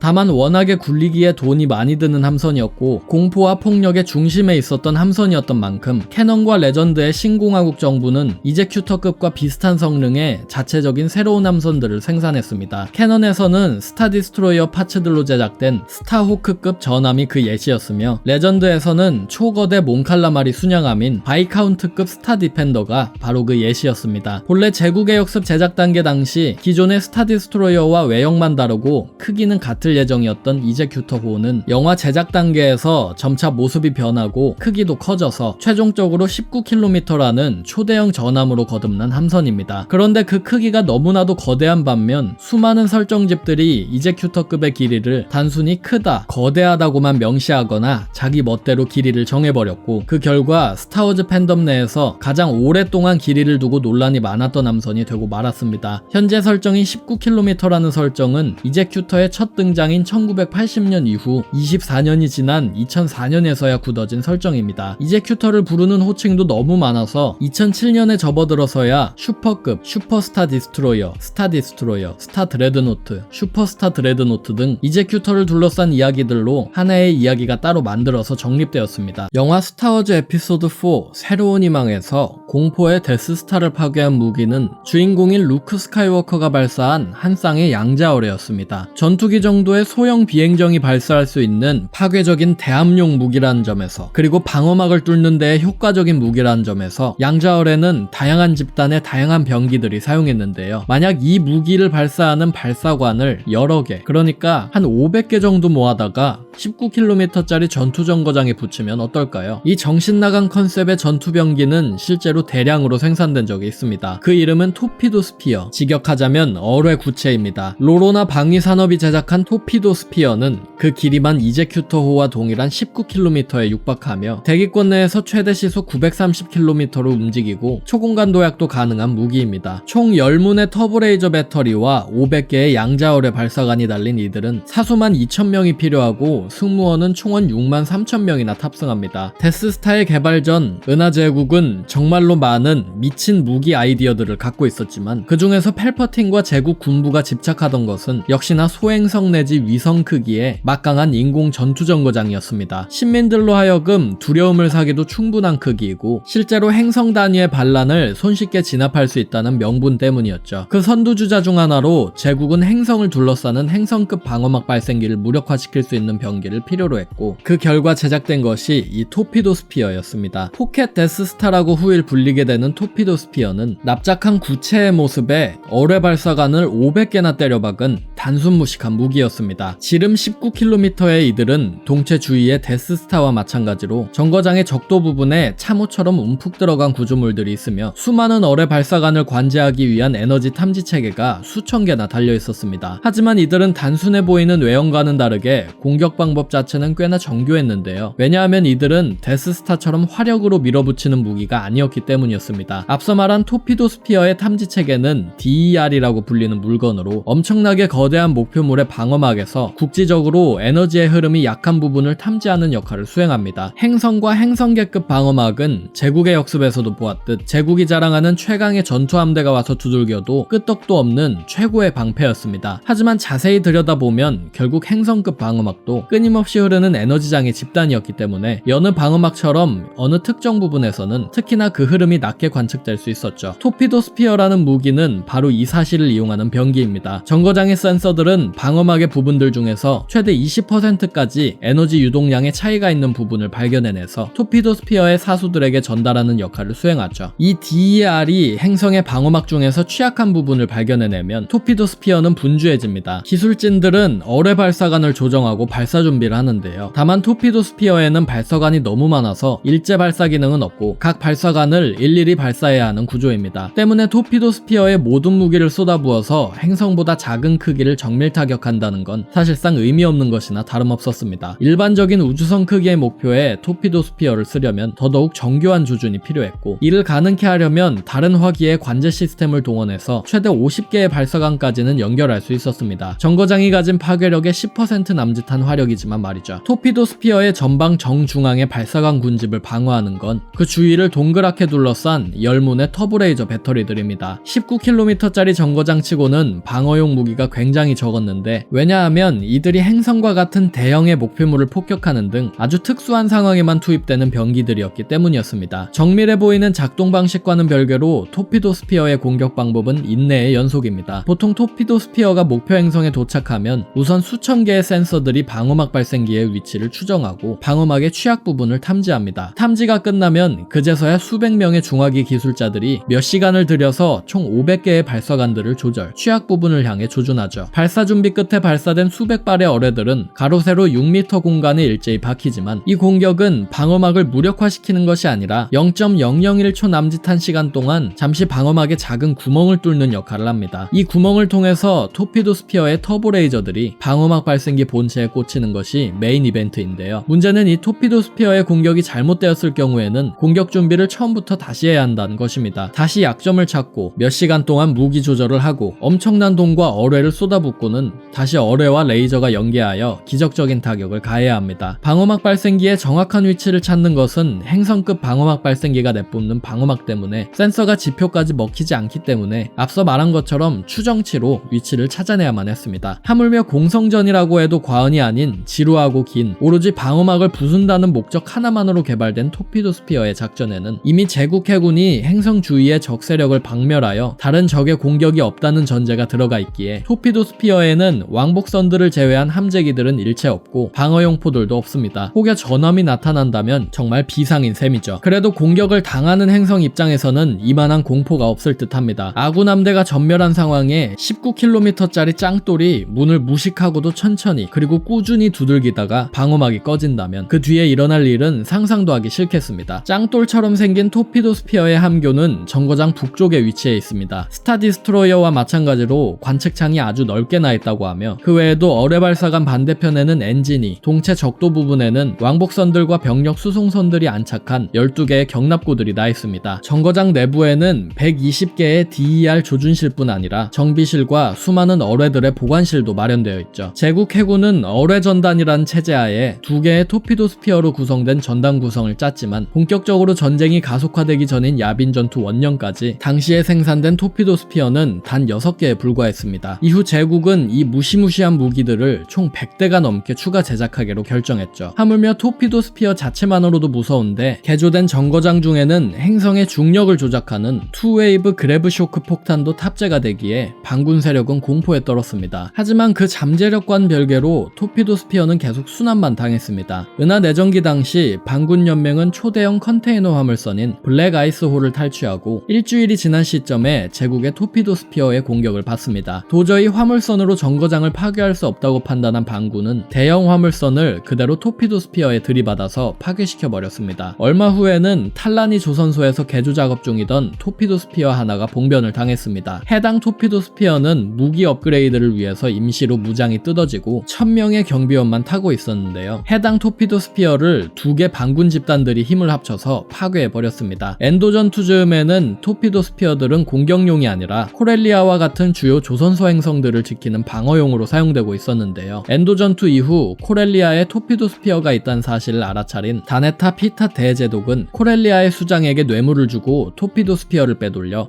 자신의 기함으로 사용했습니다. 황제 사후 권력의 공백으로 군벌들의 시대가 도래하자 피타 대제독은 마찬가지로 군벌이 된 동료 대제독 요세프 그런저 대제독과 트랄루스 행성 상공에서 격돌했습니다. 그런저 대제독은 이제큐터급 어그레서호를 기함으로 삼고 있던 인물이었기에 결코 호락호락하지 않은 상대였지만 행성의 방어막도 뚫는 화력의 토피도 스피어는 어그레서호를 손쉽게 제압했습니다. 다만 그런저가 마지막 순간에 어그레서호를 그대로 토피도 스피어에 들이받으면서 두 거함들과 대제독들은 현장에서 우주의 먼지가 되었습니다. 1990년에 처음 언급된 토피도 스피어는 그 충격적일 정도로 대충 생긴 외형과 무식한 화력 그리고 끔찍한 효율성 때문에 인지도가 있는 슈퍼무기입니다. 그래서 캐논에서도 언급이 된 적이 있었는데 대신 크기가 대폭 너프되어서 앙증맞은 2km대로 설정되었습니다. 캐논에서는 지오노시스 전투 이후 위성급 전투정거장 개발에 착수한 은하공화국 측에서 내놓은 아이디어 중 하나로 시작되어서 이후 제국기에 실제로 개발이 되었다는 이야기를 갖고 있습니다. What's out there?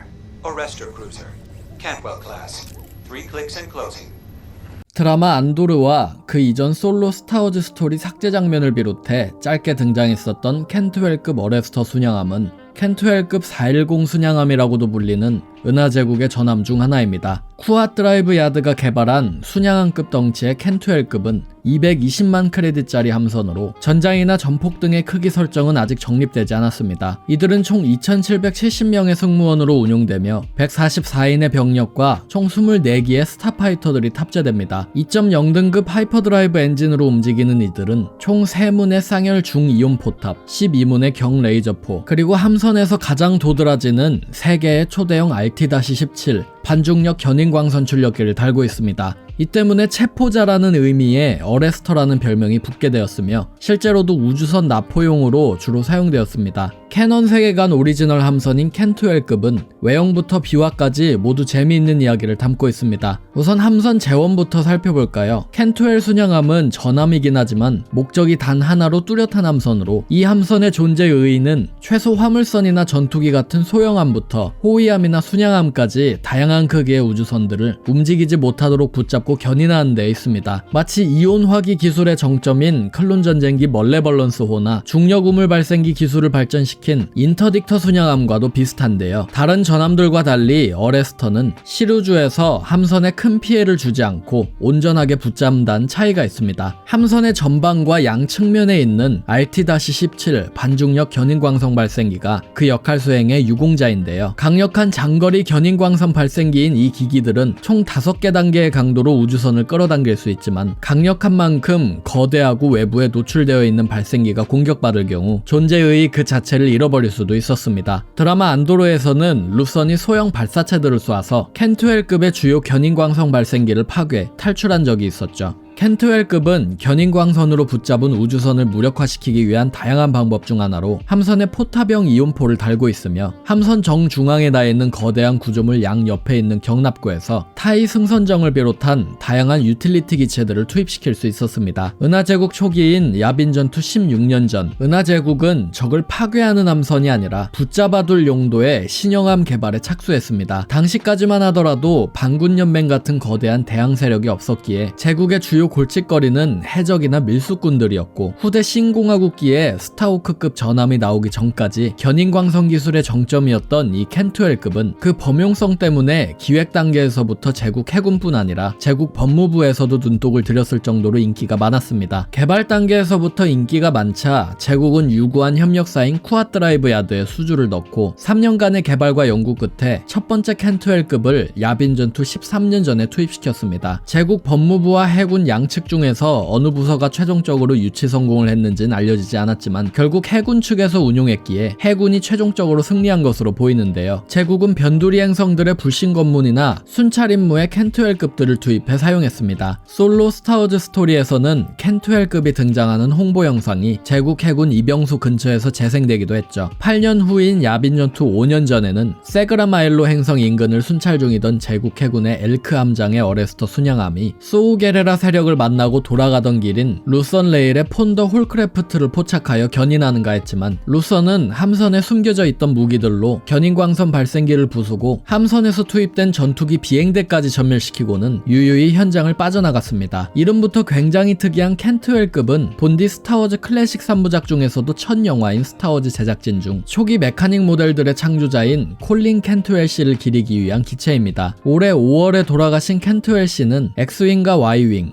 스타호퍼, 타이 전투기, 데스스타부터 스타 디스트로이어와 샌드크롤러 등등 정말 모든 기계들을 처음으로 창조해낸 인물입니다. 켄트웰 씨의 초기 모델은 이후 천재 컨셉 아티스트인 랄프 맥쿼리의 손에 넘어가 지금의 모습을 갖게 되었죠. 켄트웰 씨의 초기 모델에서 스타 디스트로이어라고 한 단어로 불리던 기체는 지금처럼 전함이 아니라 삼각형 모양의 소형 전투기인 시스 전투기였고, 그 모함격의 기체로 시스 순양함이라는 기체가 있었습니다. 켄트웰 씨의 이 두 컨셉을 합쳐서 임페리얼 스타 디스트로이어가 최종적으로 탄생한 것인데요. 두 컨셉이 합쳐지기 전 모함이었던 시스 순양함이 우리가 보는 켄트웰급 순양함의 전신입니다. 안테나만 떼면 이제큐터급 슈퍼스타 드레드노트처럼 생겼는데 실제로 이제큐터급 역시 이 컨셉 아트에서 파생된 기체입니다. 또한 이 단계에서 전함에 달린 3개의 거대한 레이저 접시는 초반에 레이저 대포 형식의 무기였는데 이후에 이 컨셉이 데스스타의 슈퍼레이저 접시로 이어지는 등 중요한 제국 기체들의 요소들이 상당수 이 기체에서 유래되었습니다. 어레스터 순양함은 2018년도 외전 영화인 솔로 스타워즈 스토리로 처음 데뷔했는데요. 본래 솔로가 자신의 동료인 오닉스 편대와 함께 비행하다가 켄트웰급으로 불시착하는 장면이 있었지만 최종본에서는 삭제되어서 현재는 삭제 장면으로만 확인이 가능합니다. 아쉽게도 이 장면은 지워졌지만 영화를 보다 보면 한이 입대하기 직전 제국 프로파간다에서 아주 짧게 켄트웰급을 확인할 수 있었습니다. 이후 영상 매체에서 오랜만에 등장한 켄트웰급은 드라마 안도로에서 비록 금방 퇴장하긴 했지만 단순히 무식하게 포부터 쏘는 전함이 아니라 무고한 민간인일지라도 일단 훈련이랍시고 함선을 납포하고 마음대로 다루는 등 기존과는 또 다른 모습의 사악한 제국군을 조명하는 데 사용되었습니다. 짧지만 알차게 존재를 각인시켜준 덕분에 켄트웰급에 대해서 호기심을 가지는 팬들이 더 많아져서 기분이 좋습니다. 영화 스타워즈 에피소드 1 보이지 않는 위험에서 분리파 주력 전투기로 등장한 벌처 드로이드는 가변형 자가추진 전투 드로이드 마크 1이라는 정식 명칭을 가진 드로이드 전투기로 그 긴 이름을 줄여서 벌처급 드로이드 스타파이터 혹은 벌처 드로이드라고 간단하게 불리는 기체입니다. 하오르찰 공업과 자이차 대성당 공장에서 제작된 벌처 드로이드들은 이름 맞다나 비행 모드와 보행 모드로 변신이 가능한 가변형 전투기로 비행 모드일 때에는 전장 6.96m에 전고 1.86m, 보행 모드일 때는 전장 3.5m에 전고 6.87m의 몸집을 자랑합니다. 대량 양산에 최적화된 벌처 드로이드는 심지어 우주에서 가장 많이 생산된 양산형 전투기인 타이 전투기보다 값이 저렴한 대당 4만 크레딧이면 신형 기체를 찍어내는 것이 가능했습니다. 대기권 내에서 최대 시속 1200km로 움직이는 이들은 드로이드 전투기라는 이름에 걸맞게 드로이드 두뇌로 움직이며 주 무기로는 쌍열 블라스터포와 에너지 어뢰 발사관, 버즈 드로이드 미사일 발사관 등을 탑재하고 있습니다. 스타워즈 세계관 내에서 완전 자동화된 드로이드 전투기에 대한 논의는 수세 기간 이루어졌지만 사실상 성공 사례라 불러도 과언이 아닌 기체는 벌처 드로이드 이전까지 찾아보기 어려웠습니다. 벌처 드로이드는 그 성공 사례라 말해도 되는 훌륭한 성능의 기체로 비록 유기체 조종사들에 비해서 창의적인 사고는 하지 못하지만 실제로 파일럿이 탔더라면 기절할 정도로 극단적인 기동과 속도로 전투에 임할 수 있으며 도덕성이 없어서 명령을 거부하거나 망설이지도 않고 기체의 조종석이나 생명유지 장치 등이 없는 만큼 그 자리에 무기관제 시스템이나 고출력 동력원, 대용량 연료통 등 다양한 기기들을 실을 수 있다는 장점도 있었습니다. 하물며 고장난 기체를 적함에 그대로 갖다 박아서 자폭시켜도 사망할 파일럿이 없다는 점에서 종종 자살 공격을 감행하기도 했습니다. 벌처 드로이드의 제조사는 분리파의 C9979 착륙정과 셰시패드 왕복정, 헤일파이어 드로이드 등을 납품한 하오르찰 공업과 자이차 대성당 공장이었습니다. 후자는 이름부터 독특한 곳인데 자이차 행성에 사는 자이차리안인들은 공장에서 정교한 피조물을 만드는 행위를 성스럽고 신성시 여기던 종교인들이었기에 그 피조물들이 어디에 어떻게 쓰인지는 신경 쓰지 않은 채로 대성당이자 공장인 자신들의 교회에서 전투 드로이드를 생산했습니다. 특히 가변형 동체에 인공지능 두뇌까지 탑재되는 최첨단 벌처 드로이드와 같은 특히나 정교한 기체는 그들에게 더할 나위 없는 기쁨을 가져다 주었습니다. 후일 제국기의 스론 대제독은 벌처 드로이드들의 공학적인 동체 디자인과 탄약이나 연료를 작전 투입 초반에 거의 다 소모하는 메커니즘을 보면서 사실상 은하제국기의 타이 전투기와 비슷하게 적당한 수준의 전투기를 대량으로 전개하여 적을 단숨에 압도한다는 전투 공식이 담겨 있다고 평가하기도 했습니다. 실제로 통상적인 벌처 드로이드의 가동 시간은 35분에 30분에 지나지 않았기에 사용자들은 이들을 35분 주기로 투입하여 파상 공세 전략을 쓰기도 했습니다. 이렇게 탄생한 벌처 드로이드들은 사실상 나부 사태 당시에 처음 실전에 투입됩니다. 초기 벌처 드로이드들은 성능에서는 큰 단점을 보이지 않았지만 B1 드로이드들과 마찬가지로 드로이드 중앙 통제선의 명령에 따랐다는 점이 치명적인 단점으로 작용했습니다. 나부 사태 당시 중앙 관제선이 파괴되자 지상과 우주의 모든 드로이드 병력이 가동 중지되었기에 후속 모델들에서는 진보된 인공지능이 탑재되어 독자적인 판단을 할 수 있을 정도로 자체적인 가동이 가능했습니다. 벌처 드로이드는 가변형 자가추진 전투기라고 불리기도 하듯이 전투기 형태의 비행 모드와 일종의 워커처럼 쓰이는 보행 모드로 동체가 변할 수 있었습니다. 보행 모드에서 비행 모드로 변할 때면 살짝 점프를 해서 동체 구조를 변화하는 식으로 전장에 투입되죠. 덕분에 이들은 적절한 보병 지원 기체가 없는 지상전에서 공중 지원을 하다가 지상 지원으로 전환하는 등 다양한 방식으로 사용될 수 있었으며, 우주전에서는 경납고가 없는 함선의 동체에 달라붙어 수송되는 등 사령관에 따라서 굉장히 유동적으로 사용될 수 있는 전략적인 자원이었습니다. 벌처 드로이드는 통상적으로 지상이나 우주의 경납고에서 투입되기도 하지만 앞서 말했듯 이미 경납고가 꽉 찬 우주선이나 한 포 이상의 호위가 필요한 기함, 애초에 경납고가 없는 전함의 동체 위를 기어다닐 수 있었습니다. 영화 시스의 복수 초반부에 이런 점이 구현되어 있었죠. 베나터급 스타디스트로이어와 같은 공화국의 주력 전함들이 항공기 관제시설과 정비시설, 경납고 등 함선 내부 공간의 대다수를 소모했다는 점을 감안하면 주력함에 특별한 경납고를 구비하지 않아도 전투기를 실어나올 수 있다는 점은 분리파에게 큰 장점으로 작용했습니다. 실제로 경납고 시설이 작거나 없는 분리파의 주력 전함인 뮤니피센트 호위함이나 레큐산트급 경구축함들은 이 덕분에 상당한 양의 벌처 드로이드들을 함선에 실을 수 있었습니다. 그 외에도 특정 위치에 벌처 드로이드들을 수납하고 있다가 명령이 떨어지면 자동으로 전투기를 전개하는 벌처 드로이드 전개 시설도 분리파에 의해서 사용되었습니다. 벌처 드로이드는 클론 전쟁이 벌어지면서 분리파 특유의 파란색과 흰색 도장이 입혀졌으며 외장 색상 외에도 미사일이 탑재될 수 있도록 개조까지 되면서 더더욱 무서운 무기가 되었습니다. 이들은 에너지 어뢰와 버즈 드로이드 미사일을 비롯한 각종 발사체들을 사용할 수 있었습니다. 벌처들은 기본적인 성능을 더 이상 업그레이드할 것이 없어서 다른 아종의 개발이 유난히 없었던 기체로 감청 사양의 유닛을 머리 위에 올린 아종 정도가 현재로서 파악된 유일한 벌처 드로이드들의 아종입니다. 굉장히 성공적인 벌처의 디자인은 이후 유사한 생김새의 하이에나 드로이드 폭격기의 개발로 이어졌으며, 폭격기 외에도 고성능 주력 전투기인 트라이 전투기도 벌처의 뒤를 이어서 클론 전쟁기의 전장에 도입되었습니다. 벌처 드로이드는 이 후속 기체들에 비해서는 인공지능의 수준이 낮았지만 그럼에도 전투기가 가진 다양한 이점들 덕분에 클론 전쟁기 내내 사용되었습니다. 클론 전쟁 종전 이후 가동 중지되어 버려진 벌처 드로이드들은 다양한 조직들에 넘어가 사용되었습니다. 라일로스 행성에서 반란 활동을 하던 참신둘라, 전직 공화국 장교였던 버치 텔러, 밀수꾼 출신의 반란군인 나이트 수함 모두 벌처 드로이드들을 이용해서 제국에 저항했습니다. 특히 야빈 전투 14년 전쯤 참신둘라의 수중에는 벌처 드로이드만 수백 대가 있었던 것으로 기록됩니다. 은하 내전마저도 종식되고 신공화국과 퍼스트 오더가 대립하던 냉전기 당시 카토네이모이디아 행성의 행성 방위군은 수십 년 된 벌처 드로이드들을 대량으로 행성 방어용 기체로 사용하고 있었습니다. 벌처 드로이드들은 본래 B1 드로이드가 조종하는 평범한 전투기로 디자인되었고 그 외형도 타이 시리즈 전투기를 연상케 하는 디자인이었지만 영화 제작 도중에 전투기 자체가 하나의 드로이드로 설정되면서 모습이 변경되었습니다. 초기 벌처 드로이드 디자인의 곡선형 엔진은 나부 전투기에 흘러들어갔고 동체 자체가 알파벳 H를 연상케 하는 디자인은 최종적인 벌처 드로이드 디자인에도 남아있게 되었습니다. 지난 1년 동안 만들어온 메카닉 카페 시리즈가 벌처 드로이드를 끝으로 영화 보이지 않는 위험 속 메카닉들을 다룬 시즌1을 종료합니다. 시즌2는 본격적으로 클론 전쟁기 메카닉들이 대두되는 영화 클론의 습격과 클론 전쟁 시리즈, 더 나아가 영화 시스의 복수까지의 공화국과 분리파 기체들이 메인이 될 예정입니다. 이 전란기의 메카닉들이 워낙 많아서 다 다룰 수 있기나 할지 모르겠는데요. 시즌2의 첫 기체는 여러분의 선택에 맡길 예정인지라 영상 댓글로 가장 좋아하는 클론 전쟁 메카닉을 남겨주시면 그 친구부터 시작해보도록 하겠습니다. 오늘의 영상은 여기까지입니다. 채널 구독하기와 영상 좋아요는 제게 큰 힘이 됩니다.